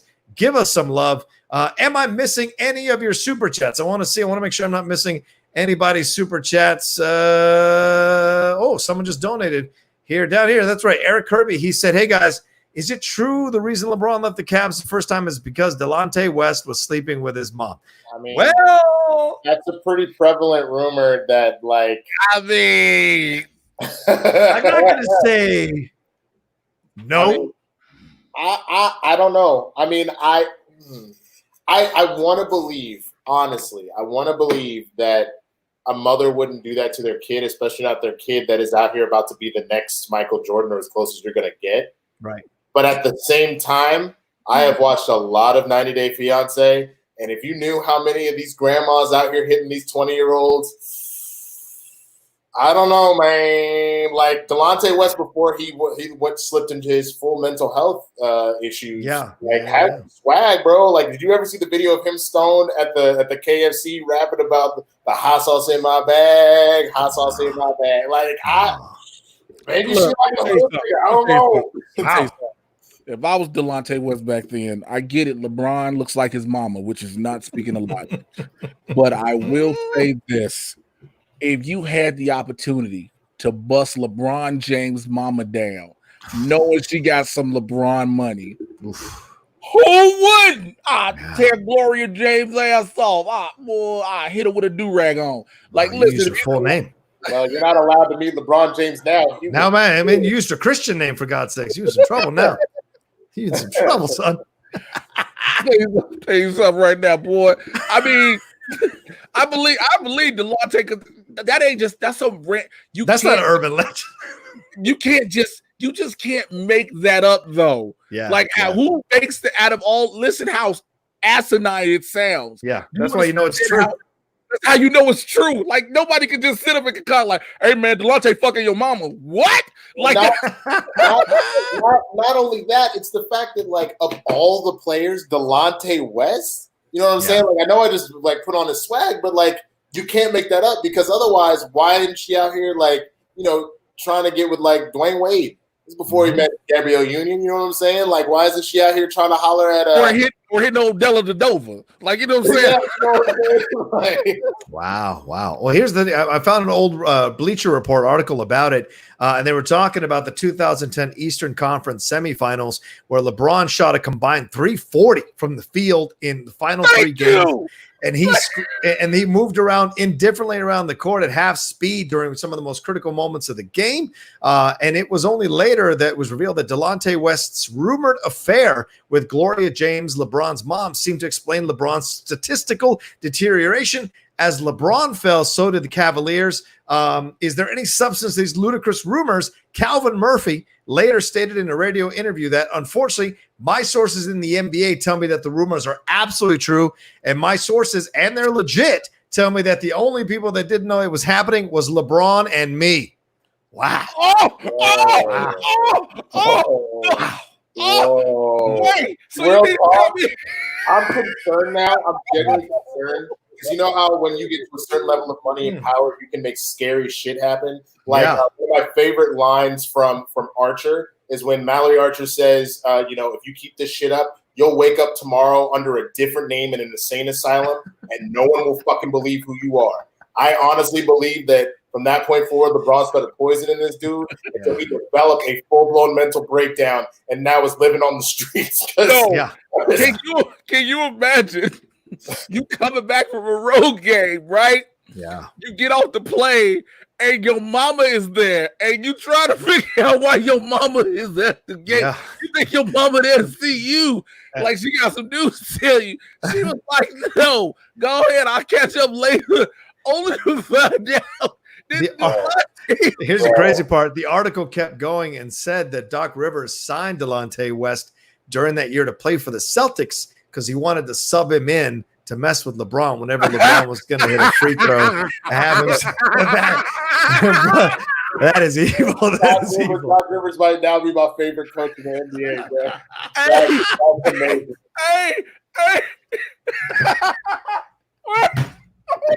Well, this is a great question from Ben Wellington. Why didn't Aaron Magruder do this story in the Boondocks? Real talk, what may end up happening is that may be something that happens in because I believe they're still bringing the Boondocks back to HBO Max. I know we lost John Witherspoon, but I think they're still bringing it back. And they're going to do it now. There is no because they did Tyler Perry. They went in on Tyler Perry. Oh, yeah, so they did. Yeah. They went on Tyler Perry so hard. He has the only episode that he forced them to remove from TV. Well, well, that's not true. There were 2 BET episodes that were permanently banned. They were.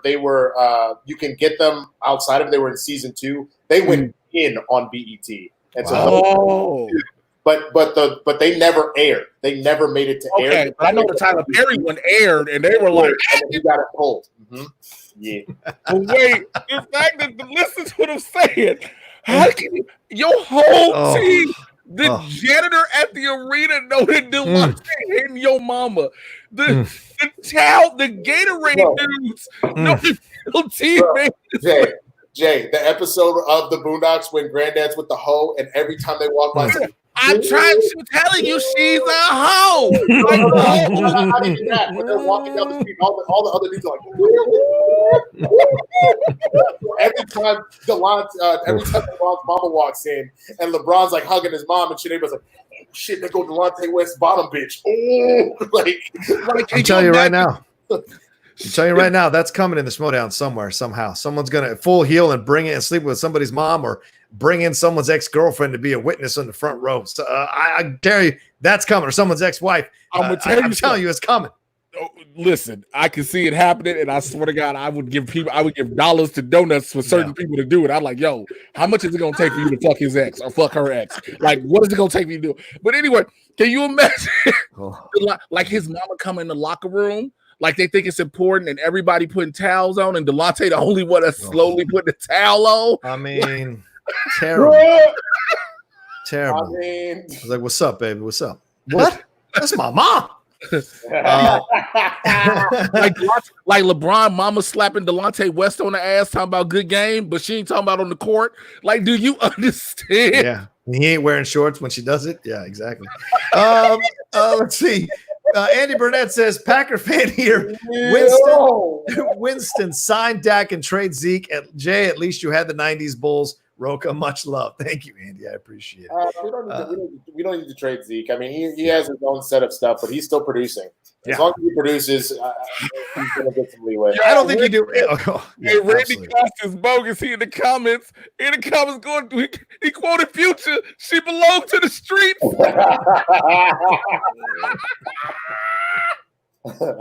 Terrible. I could see. Here's the thing. I can see. I told you it was going to go off the rails. I knew it. I knew it was going to be one subject. He's going to send us down the rail. I can see Dagnito doing it, but the problem is I don't want him to hurt Erica. Like, I love Erica. Oh, my God.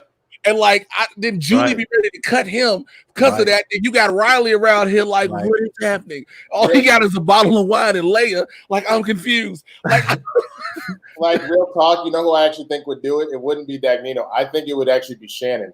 I feel like Shannon would Barney? Yeah, I feel like Shannon just to mess with Coy would go with Coy's ex, or to mess with Kate would be like, your children belong to me now. I adopted them. Like shit like that.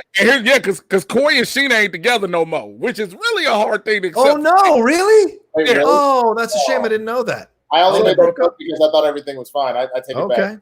So when you said his ex, I was like, yeah, I can see Shannon going and kissing her in the mouth right during the match. Wow. No. I didn't know that. I didn't know that. I didn't know Coy and Sheena broke up. That's a shame. I mean, as if Imagine Bibs is enough. Let's have you break up with your girlfriend. Oh, I'm so sorry, Coy. That's a lot to take care of. Oh my God, this is so beautiful. Because I'm starting to put potential scenarios together. Like, I like this one from Ben. Shannon would sleep with someone's mom for sure. No, you got to bend it right. Shannon would not sleep with somebody's mom. Do you know what type of woman Shannon is? Shannon would fuck somebody's mom. Whoa. All right, let's slow down. Shannon, my homegirl, and Shannon know I'll say this shit to her face. Shannon would fuck your mama and be like, now what, bitch? Corruption. Like, yeah, that would be a good one with her, with the mom curled up next to him with the crown on doing a promo. Ooh. Now what I'm saying. No, she would end the pro. Oh, you're saying like have her like the old Leia like at the side laid up next to like a basket tiger. The camera got a pan open. It's all of a sudden like She misses you too. Like, man. All right. The worst thing is now I'm imagining her doing something even worse. She's sitting there playing her little ukulele with the crown, and she's like, "I need a drink," and rings a bell, and the mama come up in a maid outfit and be like, "Here's your green tea. And she is green." All right, there we go. All right, let's move on before we go to some people are getting lost. All right, I know this is not the best segue, but I want to give some love to the passing of Jerry Sloan. Incredible quote. That's where it is on the kids. Where it is on the rundown. I'm sorry, everybody, but we are a legitimate sports show. We're just not Sports Center for sure. But Jerry Sloan passed away over the weekend. Such a shame. Incredible coach, 26 years as an NBA coach. 23 of those for the Utah Jazz. Went to the finals a number of times. He played 11 seasons as an NBA player, and certainly with Stockton and Malone and Hornacek, they really good job coaching that team. But he's somebody's mama getting blown out. Another note, Jerry Sloan did. Like, I got a feeling, Jerry. Everybody said Jerry's a tough little SOB, man. Jerry, did you ever see him? He pushed a referee once. I don't know if y'all saw that, but one time referee was giving him guff, and he literally took his hand and shoved that ref. They suspended him for 7 games. People forget he went at Rasheed Wallace when Rasheed Wallace got tangled up with Thurl Bailey during a conference series. Rasheed was in his 3rd year in the league, and Jerry Sloan stood up and started walking towards Rasheed like he was going to knock him out. And he was like watching. They go, you can't believe. There's no video of it, but there was at the time. I think they got rid of that video. But like you watch it, and you're just like, holy crap, Jerry Sloan might do it. And even Frank Layden was the owner of the Jazz, said, you didn't mess with Jerry Sloan. Like, you got in a fight with Jerry Sloan. It wasn't worth it. Let him win. Trust me, because he wouldn't stop until he beat you one way or another. So there's no point getting into a fight with Jerry Sloan. So that transferred over to the way these guys played. And they were Malone, Stockton, Russell, all those guys on the court.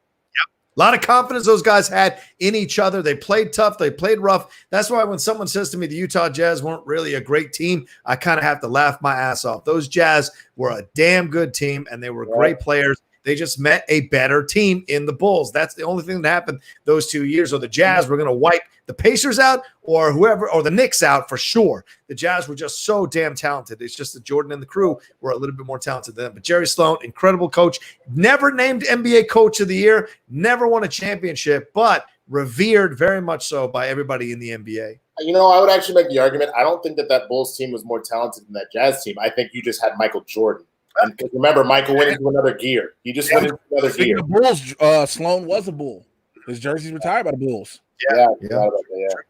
Oh, yeah, right. He was a Bull. Exactly. During his 11 years, he played for the Bulls. So pretty incredible. Bill Belichick and Greg Popovich gave him some love on Twitter as well. So go and find all those tributes. Malone, Stockton, all of them give me a lot of. Jerry Sloan, a lot of respect to him. Certainly incredible coach and sad to see. And, of course, I also should add low-key for college basketball, Eddie Sutton, legendary basketball coach Eddie Sutton passed away. He was coach at Kentucky and Oklahoma State for many, many years, made his name coaching those Oklahoma State Cowboys as the coach of them. So Eddie Sutton, RIP as well. So, all right, our next one, and maybe we can start ramping things up again, is about Colin Kaepernick. Now, I don't know if you guys saw this over the weekend, but the NFL listed Colin Kaepernick officially as retired, and this set off his girlfriend Nessa Diab on Twitter because it listed him as retired on the San Francisco website, on the NFL website.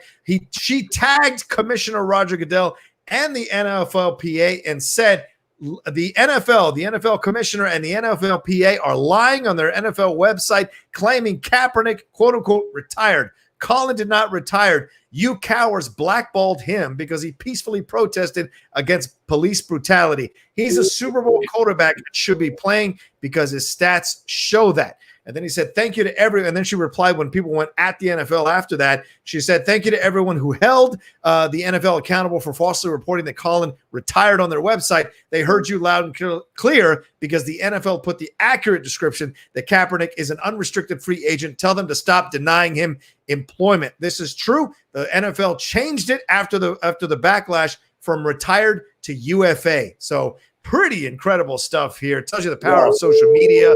I mean, What do you guys think about this? Let me. I'm gonna tell you what I think about it. Hold on. Can you hear that? I need a bad bitch going by.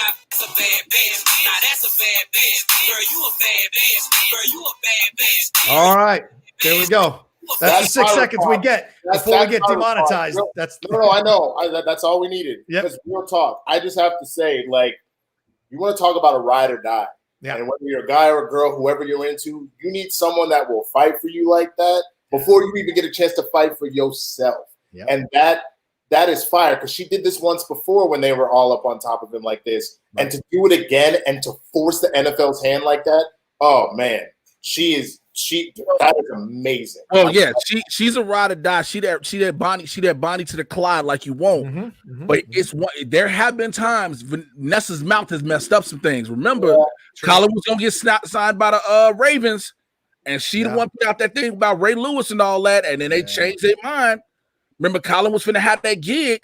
Yeah. So, like, I get it. Like, for one hand, definitely to do that, because the NFL hella bogus. Because in order to be retired, there is paperwork you have to fill out. Yep. You know what I'm saying? Like, you can for damn sure be guaranteed that Colin Kaepernick ain't filled out no paperwork unless it's to come back to a team. And so that, I mean, I applaud her for that. But like, we got to remember, on the flip side of her being this dope ass ride or die and stand by your man, and you know what I'm saying, because it's better her speaking out than him sometimes, because no matter what he says can be twisted. But at the same time, like I said, she's done that before the Raven situation and kind of messed up just a wee bit. Yeah. But I mean, like, that's the exchange, right? Sometimes when you have a ride or die, they're sometimes going to speak out of turn because they defend you so fiercely. And sometimes their opinions on a situation can take precedence over your opinions on the situation. Absolutely. And so that's the price you pay sometimes for anybody, in this situation. And just to give you guys an update, Colin has been has not been retired. He's been out of the league since 2016 when he was only 29. And started taking a knee during the national anthem protests. That year, he completed 59.2% of his passes, tallying 2,241 yards with 16 touchdowns and only 4 interceptions in 12 games. He did quarterback the 49ers to the Super Bowl after the 2012 season, where they lost to the Ravens 34-31. He has not found a job since opting for free agency in 2016. And the article states, meanwhile, NFL failures like Nathan Peterman and Blaine Gabbert continue to find employment, but not Colin Kaepernick. And we remember that stupid stunt they pulled in Atlanta, the NFL trying to mess with him and him messing with them right back. It's nuts. I don't get it. I just don't get it. Sign the guy and play. It just drives me nuts how this is such an issue. And I'm tired of hearing that they don't want the PR circus. Look, we already know it's going to happen regardless. Yeah. Regardless. But every great quarterback is a PR circus, Jay. No matter what. Yeah, no, I agree. Brady is a PR circus. Fucking Big Ben Roethlisberger has a PR circus. Rodgers has a PR circus.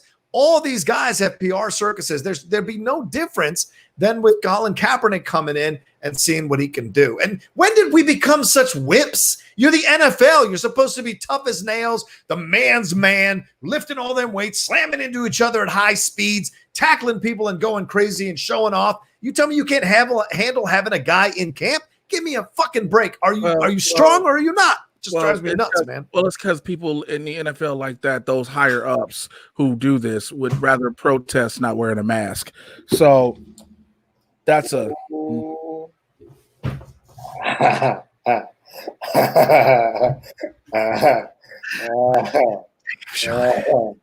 Damn shot. That's funny. Shots. I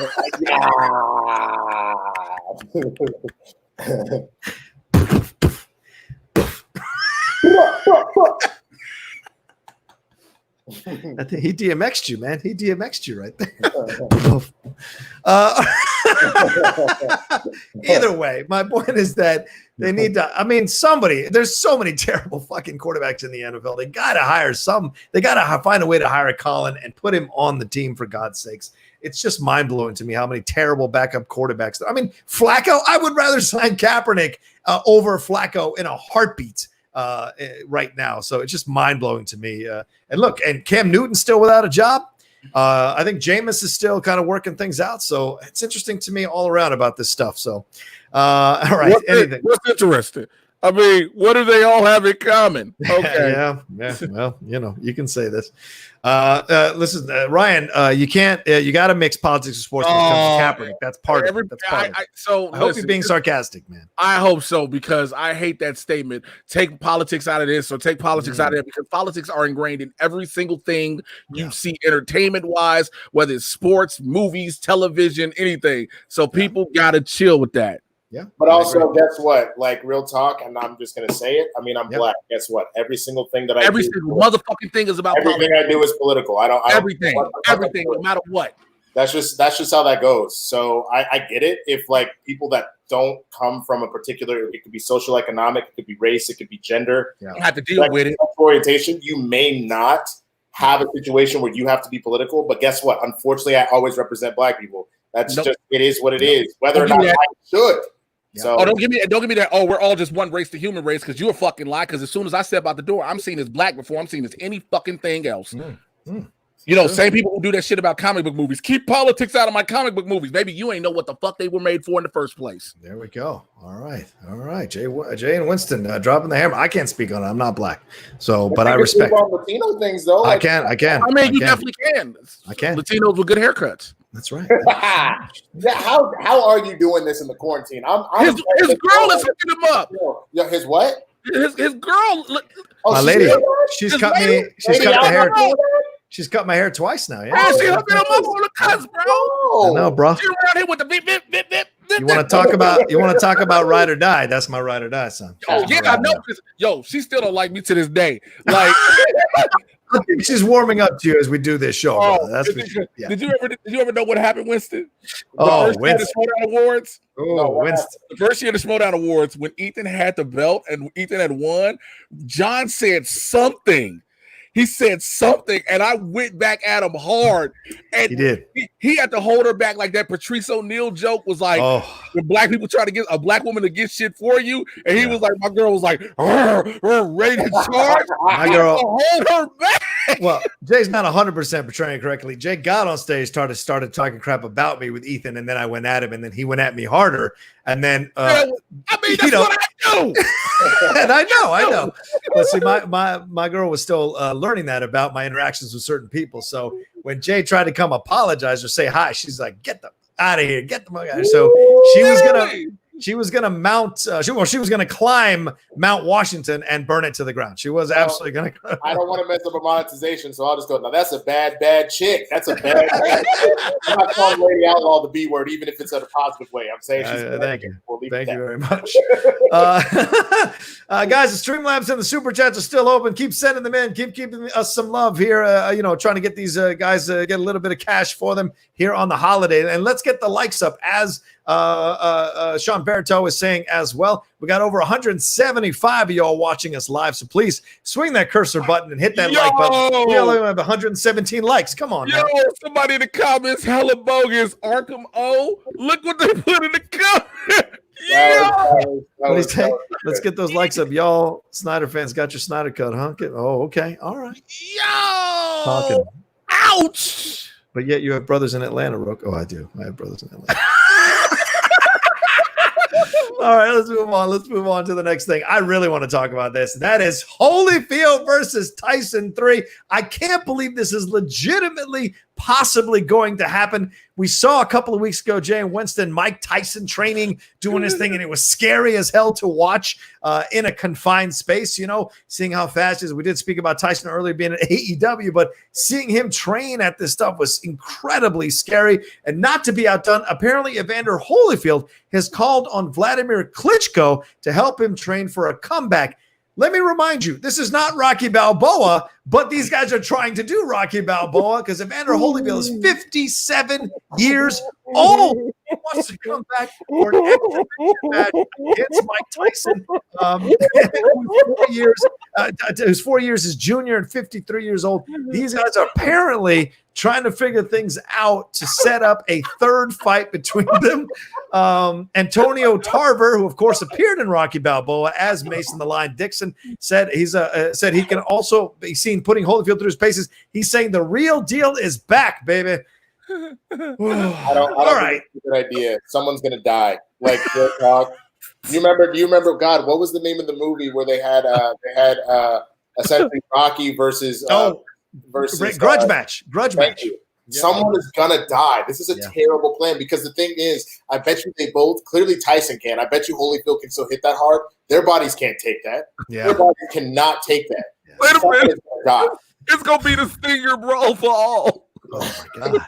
It's gonna be sponsored by Depends. But I also think that's all those jokes were made in that grudge match movie too. You could essentially watch that grudge match movie and find the things, but that's so interesting too to me on so many levels because like that this tells you how boring the heavyweight division is. The fact that this is actually a possibility, and they'll probably sell the place out, and they'll probably have high pay-per-view because those Tyson videos are scary as hell. And Evander was essentially a human rock when he fought. So think of these two. About his other ear.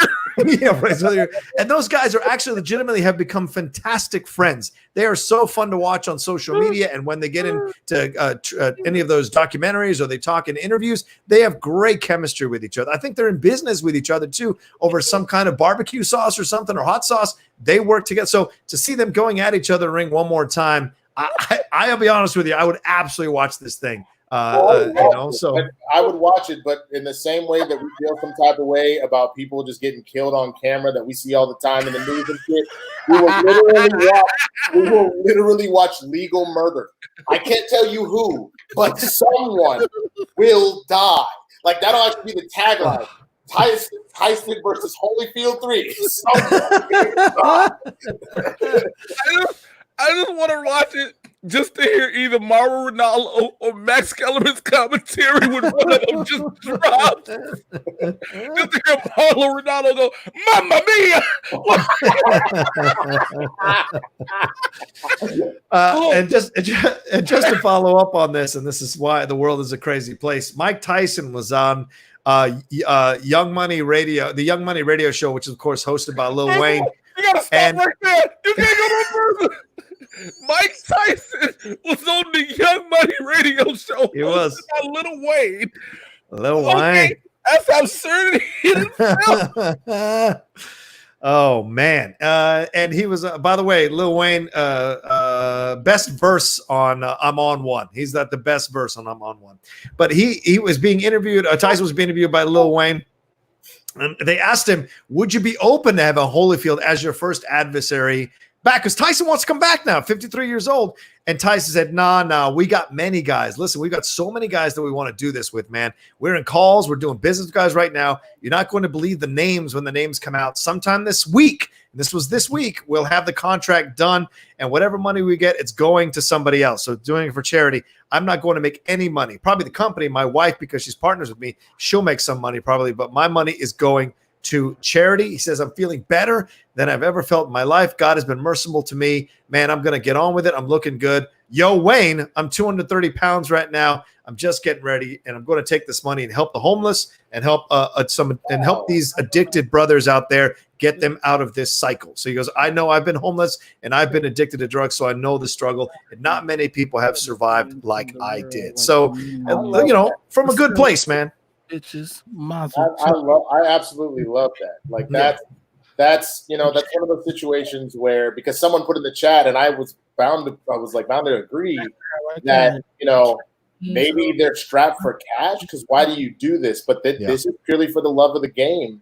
And so that's and to then turn that into a charity thing too, I think that's phenomenal, man. Yeah, so, I agree. I'm sorry, I'm over here just running the lyrics to Lil Wayne's verse from my own one in my head. Come on, I'm not scared it's bad. I'm just trying to. Because Rick Ross's verse is like, all right, yeah. Drake's verse, I would argue it's between him and Drake, though. Rick Ross has the best line by far in "Have you ever made love to the woman of your dreams in a bedroom in London on top of money as she screams?" Like that, yeah, you can't. That's amazing. But yes, Wayne's overall verse, just like he all the way through, is fire. Because like now I'm trying to get a bunch of money and have sex in a room in London and put like. Yeah. I mean, just when you think about that, but then Wayne says, you said Tucci me the name. Don't ask me how I got it. I'm killing these hoes when I'm trying to stop the violence. I mean, Okay. Yeah. Okay. I respect it. Yeah, too much money, enough money. You know, the feds listen. I can't say that word. What money? So, you know. Not only that, it's oh god damn it, I just had it, and all my niggas got that heat. Call them Pat Riley. Yep. Yeah, you know what? It's the best verse of that. It is. Yeah. I don't. Who's got the best verse on Forever? Is that Kanye or Eminem? Who do you think's got the best verse on Forever? Forever is good. That's a lot of good verses on Forever. I mean, when he says, I'm more partial to in the building. When he says, "I raped the game young," like do you call it statutory? I'm more partial to Wayne, but if I had to order, it would go Kanye, Eminem, and Drake. Yeah. Yep. Okay. Yeah. I can deal with that. Yeah. I'm cool with that. I'm cool with that. Yeah. Whenever I do say I'm raping the game, call it statutory. That lyric should offend me to pieces, but it's so good. It's so good. What should I scream for? This is my theme for. Yeah. Oh, so good. All right. Mayra M says, sending love. A lot of hearts there. Thank you, Mayra. It's very kind of you. Let's see what else we got rolling through. Oh, yeah. Mukbang Reviews just sent a super sticker. Thank you, Mukbang. It's very kind of you, my man. And then Mayra sent another one. Are those guys hard on money? That's the only reason why. Talking about Holyfield and Tyson. No, it sounds like Tyson's doing it for charity. And Holyfield, I think, is doing it because Holyfield's like the Joker. You know, when Batman woke up, then the Joker came back to life in Dark Knight Returns. I think Evander and Tyson are like the Batman and Joker. They both need each other to exist. And they've always circled each other from the beginning of their boxing careers, you know. So, you know. And here's a question to Winston, though. You said that neither one of their bodies can take that abuse and those hits. We see training. We always see them hitting the bags. We don't see spars. Because think about it. They have to take some level. You know, granted, they have the padding on. Yeah. But, like, you got Tyson sparring. To train Tyson, you got to have somebody who's close to the size of Evander hitting him. No, I understand that, but I'm saying if they're hitting at the same, they're not going to hit like at 100% of what they were. Like it's Mike Tyson. I think he's never losing his power. That's the thing. He's not hitting at 100. He's still hitting at 85, 90%. And I'm telling you, as hard as those two hit, no one's coming close to hitting as hard as they did. I do not believe that either one of them can take a 90% shot from the other. I don't believe it. You could take a couple, but you couldn't take. Mike Tyson's done drugs. Mike Tyson's done drugs. He can take it. Okay. All right. Well, blood will be on your hands, Jay. The blood is on your hands. Nicholas reminding us, he said Foreman was 48 when he fought Shannon Briggs. I think it was 48 or 50 when he won the title back from Michael Moore. So yeah, it was 50. Yeah, but this ain't for no belt. He says, you know, we'll see what Tyson does. Man, I would love to see Tyson if he could really get in the ring with like Anthony Joshua or any of these guys. I would just love that if he worked his way up to that point. But the problem is when you come in this late in the game at 53, you got to earn your shot, and no one's handing you a bunch of matches to lead you there before you're 55 or 56, you know. And so I don't see that happening, to be honest with you. So Old Man Logan versus Old Man Banner. That's basically it. That's true. That's true. It's going to be like MMA fight, 30 seconds max. I don't know. I think they're going to circle the ring for 30 seconds and they're not going to hit each other. We gonna make all these. I'm gonna be honest. We gonna make all these jokes, and these motherfuckers are gonna surprise us. Yeah, I'm pretty sure. Yep. I think so too. It'll go 10 rounds. It'll be thrilling as hell. I think we're gonna make all these jokes and they're gonna sit there and put on a match. And we're gonna be like, yo. I mean, I genuinely believe it's going to be the movie Grudge match because it was the same thing. They were like, oh, it's the two greats ever do it. Oh my god. And then it was a legit ass fight, except if I remember correctly, one of them dies on the mat for like 30 seconds. They gotta revive his old ass. So Yeah, that's a fair point. And then Riddick Bowe wake up from his sleep. I can do it. All right. We got one last story before we wrap up. We might wrap up a little bit early, but that I know Winston hasn't seen this, so maybe Jay and I will talk about it. And that is the Lance Armstrong documentary that dropped last night on ESPN. If you guys haven't watched this thing, don't think you're going to watch a mea culpa. It is not a mea culpa at all from Lance Armstrong. I was really surprised. It's a 2-part 3-hour documentary, hour and a half last night, an hour and a half next week. But Jay, this one was shocking to watch because Lance is essentially almost non-apologetic about the things he did, trying to explain himself, blame his stepfather, apologize for calling women whores and things of that nature. But like in the end, he was so angry at Floyd Landis. He was so angry about being found out. This was shocking to see how angry he was about the situation. Well, still, when you put it in perspective from what Lance is doing, this is the only bit of leeway I'll give him. Mm-hmm. He's like, look, we need to do that for this sport. It is the most grueling sport in the world. Basically saying, I got one nut. Like, do you understand how hard it like? But the thing is, they also bring up how until recently, until he got discovered, doping wasn't a thing. And it wasn't like these guys are doing testosterone or anything else. They were cortisone shots or painkiller shots to endure the long treks. So I get that. But at the same time, I told you all this. I watched about the first 10 minutes and I was like, oh, Lance Armstrong is an asshole. Like, he is a certified asshole when you watch it just through. You like, dog, I mean, I get it. You was bogus, but you're like, man, look, y'all on bullshit. Look, you'd have done what I'd have done. Mm-hmm. And I mean, he's remorseful, but that's using it very loosely. Yeah. He almost makes it seem as if everything that happened to him, he's trying to cover it up by saying, I thank God it happened to me. One of the quotes here, I wouldn't change a thing. I needed a fucking nuclear meltdown and I got it. Yeah, okay. So he's trying to almost take ownership of the fact that everything that happened around him to lead him to get caught was for his good. So once again, almost like a narcissist, seeing everything through that happened to him was supposed to happen to him to help him get to the next level. And the only thing that really hurt him wasn't the doping part, because the Tour de France had almost lost themselves a year prior. It was the fact he had the organization.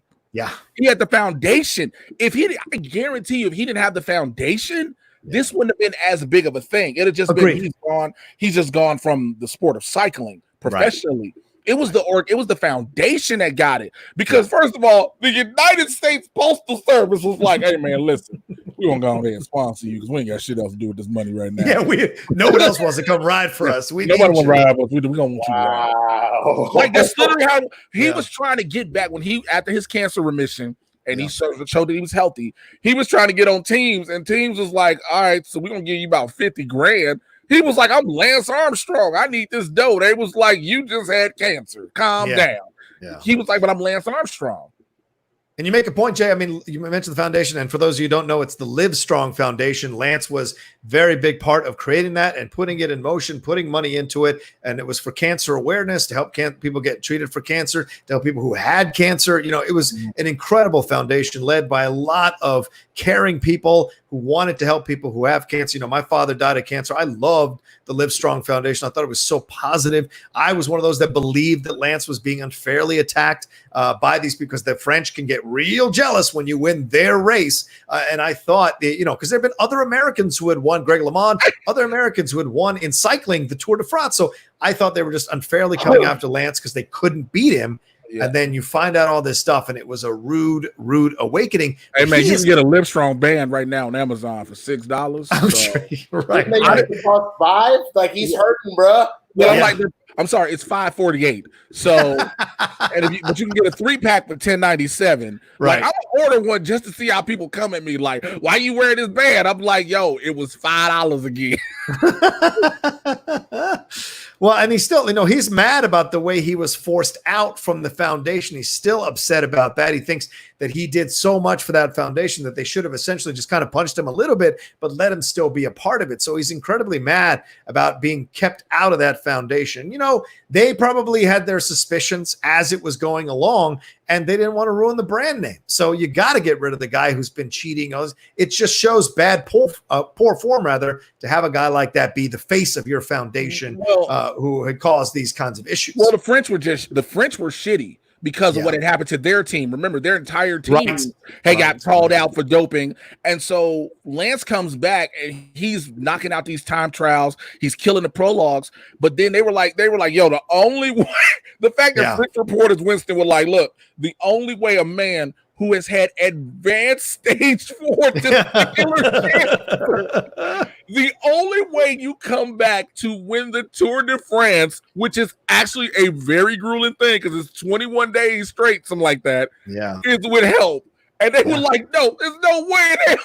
Like, he ran on one ball. He almost died a year. Like, I kind of understand where the French reporters were coming from because you got to look at it like that. Like, this dude should have died.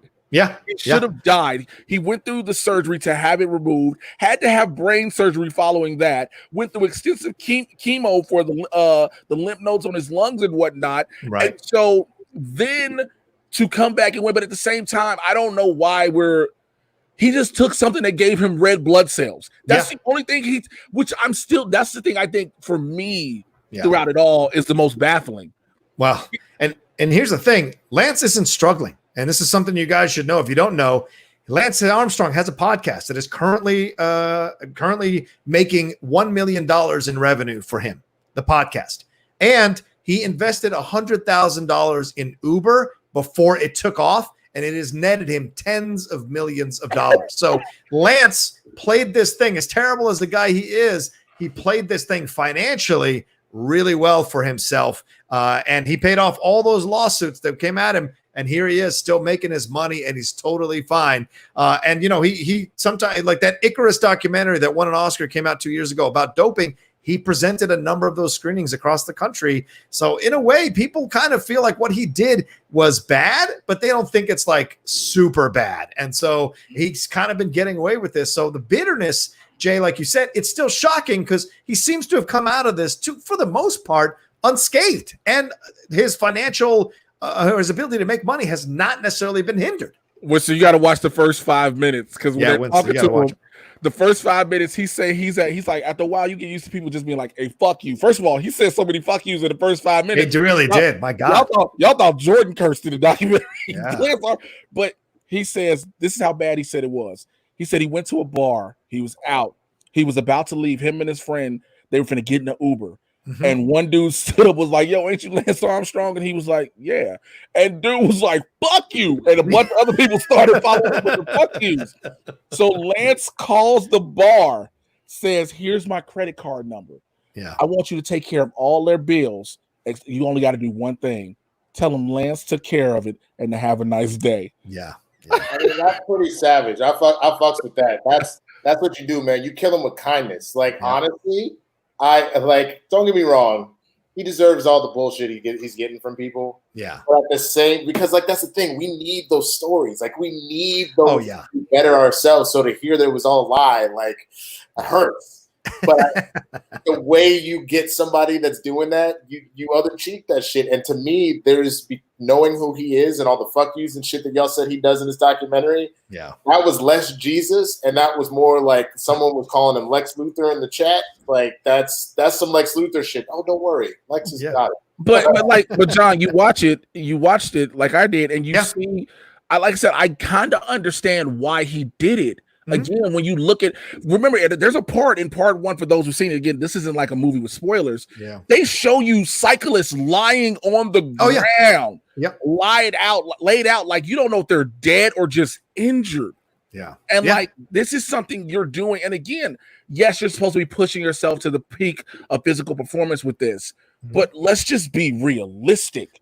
Yeah. I used to watch this event every year. I haven't watched the last couple of years, but I used to watch this event every year with the Peloton. Everything. It's like those 3-hour rides that do the highlights late at night because I just marvel at the physical durability of these people. But when you do the research and you find out how many of them doped to win, and not just Americans, like Italians, the French, the British, how they doped to win, and it still happens occasionally nowadays. So there's still that pressure to win, and they're willing to do it, but. The thing is, and it's like Barry Bonds, right? This idea, people want to make a defense for Barry Bonds because they want to say, look, he was a great baseball player before he started doing the HGH or the steroids, so he should be in the Hall of Fame. Lance, he did it so well. He won 7 of those titles. It couldn't have just been HGH. That's the defense. So that's the EPO part, but that's the EPO part.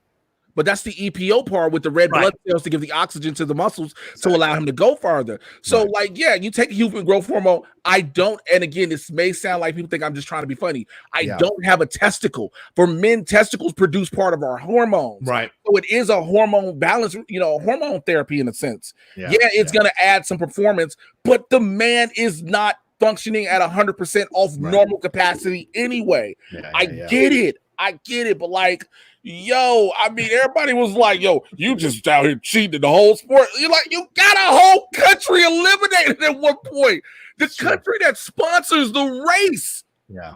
It's crazy. But I know, Winston, you haven't seen it, so recommend it to you, man. It's actually a very interesting documentary to watch. And anybody who is listening to us or watching us now, definitely watch this thing on ESPN. And I'm going to try. I got the publicist for ESPN reached out to me to see if I wanted to interview the director of this. So I will reach back out to them and see if I can get her on the show next week to interview her or to talk to her a little bit about this documentary. So we'll see if we can make that happen. I thought you were going to get Lance. Shit. I'd love to get Lance. I'd love to get. That is the blackest thing I've ever heard. That's my wire reaction. Yeah, that was great. If we got Lance, I don't think Lance could survive our show. Although I think he'd roll with us. I don't know if he'd survive our show. That's for sure. I'd be like, so listen, you got one nut and you ride on this bicycle. I know they put an artificial jingle bell in your balls. Yo, I have a plan. Let's just insult him enough until he just pays all of our yearly salaries that we aren't getting right now, and then we can chill. So Lance Armstrong ain't shit. Let me tell you about this. If Winston's gonna come up with that idea, I'm gonna get started right now. Get started. Let me tell you something, you plastic pecan nut having motherfucker. Wow. All right. Let's wrap it up here. Thank you everybody for watching this episode of Game Time. I really appreciate you all taking the time on this holiday to watch us, to listen to us. If you're listening to us on the Outlaw Nation Podcast Network, thank you so much. For those of you who are not subscribed to the Outlaw Nation Podcast Network, please go over there and subscribe to that. Every single show we do on the Outlaw Nation, except for the Geek Buddies, is available there in audio format if you want to enjoy it while you're working out or cleaning or mowing the grass or doing whatever it is you're doing while you're self-isolating. You can enjoy all the shows all over again or for the first time in audio format. Winston, where can people find you, my man? You can find me at the Swaggy Blurred, TheSwaggyBlerd. It is right there in case you want to see it in written format. That's Twitter, Instagram, Facebook, YouTube, all that good stuff. I've been doing the quarantine series that my patrons get first, patreon.com/theswaggyblurred. But it does go public for everybody a week later. Nice. Other than that, you can find me doing Harley Quinn reviews over on Jay's YouTube channel, which I'm sure he'll shout out in a minute. And you can find us on Blurs in the Hood every Tuesday, 2 p.m. Pacific time. We cover everything in sports. Sports we kind of say for Blurred and Goal or here, but we do movies, TV, music, Twitter. Black Twitter is Jay. We're going to have to talk about Doja Cat, right? Tomorrow we're going to have to talk about it. Yes. Right? Did you do that? Listen, my girlfriend and I had a disagreement about this over the weekend. Driving someplace. Is Doja Cat black or not? She's mixed. She's mixed. Okay. She's black. She's half black, half white. Okay, cool. Cool. And her dad left, and she was raised by her white mom. So there's a lot of speculation that a lot of her self-hating blackness comes from hating her dad. But that's a whole other conversation we will have tomorrow on Blurs in the Hood. Nice. Jay, go ahead and tell them where to find you, man. Yeah, so make sure y'all tune in for me giving my thoughts on that because, boy, I have a lot of stuff to say. Twitter, Instagram, Mr. J Washington, MRJAY. You should know how to spell Washington. My Patreon, patreon.com/Mr. J Washington. Super Villain Squad, come join there. My YouTube channel, youtube.com/JAY Washington 80. Winston already said it. We review Harley Quinn over there. I do other movie reviews. I'm probably going to watch something to review it. I did just rewatch Stay Tuned from 1992 with John Ritter and Pam Robert. That movie is so amazing. I love it. It's a good movie, yeah. A damn good movie. Yo, it's on Amazon Prime right now, so I might do a review of that.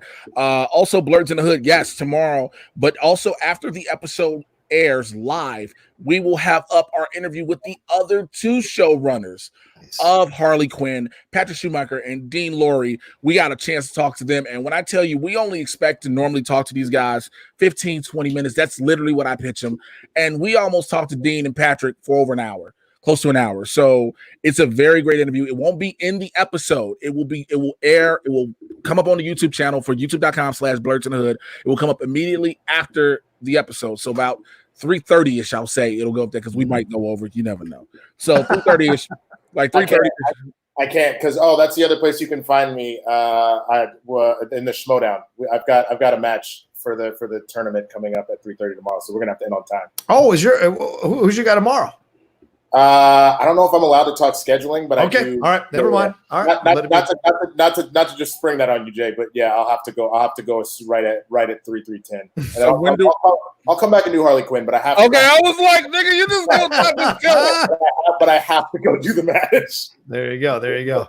All right. Well, thanks, everybody. You can follow me at The Rocha Says right there on Twitter and on Instagram. Make sure you subscribe also to the Outlaw Nation right there below. Growing. We're almost up to 13,500 subscribers, marching towards 15,000, trying to get to that magical 20,000 that we need to kind of put even a bigger footprint on y'all YouTube. go subscribe to Blurs in the Hood so we can finally hit 1,000. There you go. Yeah, go subscribe to Jay and Winston. If you enjoy them here, you'll enjoy them on their YouTube channel as well. Certainly subscribe to them as well. And please go and take a look at the Patreon. Got so much going on with the Patreon. New shows coming down. Got great producers involved in these shows. You're going to enjoy them. They are patron-only shows, so you have to be patron to be able to watch these shows. Got 4 of them. I'm going to launch one episode every Friday of one of those shows. Drops. It's going to be a lot of fun, plus the 2 hangouts and the random movie watch along. So all of that's going to involve, plus the Discord now. The Outlaw Nation Discord is bumping. Come and get involved. A lot of back and forth conversations, a lot of debates, a lot of arguments. I love it. The Discord is finally where I wanted it to be. So go and get involved with that. And add the Outlaw Nation on Twitch, all one word, lowercase. Go and follow me there. I'll be dropping a lot of Twitch stuff this week, so look out for all that craziness. And Facebook Live. I'm on the Facebook Outlaw Nation Facebook group. I'm starting to do more of those Facebook Live videos on there as well. So go get involved with everything Outlaw Nation. What's that, Jay? Can I ask you a question? When do you have look, I understand I'm busy a lot, but nigga, when do you have time for yourself? I'm not going to lie to you. This morning, I almost called in sick to myself. So I'm not gonna lie to you. I was a little tired. But you guys are awesome, and you guys make it fun. This is why I do these shows, to have fun with guys like you and people who come on the shows. Trust me, it's a highlight of my week every week. So thank you guys so much for being on the show with me, and thank you all so much for watching or listening to Game Time here on the Outlaw Nation Show channel. We'll talk to you next week with another live episode of this show, and it's going to be crazy. So tell your friends to join in. We'll talk to you then. Take care.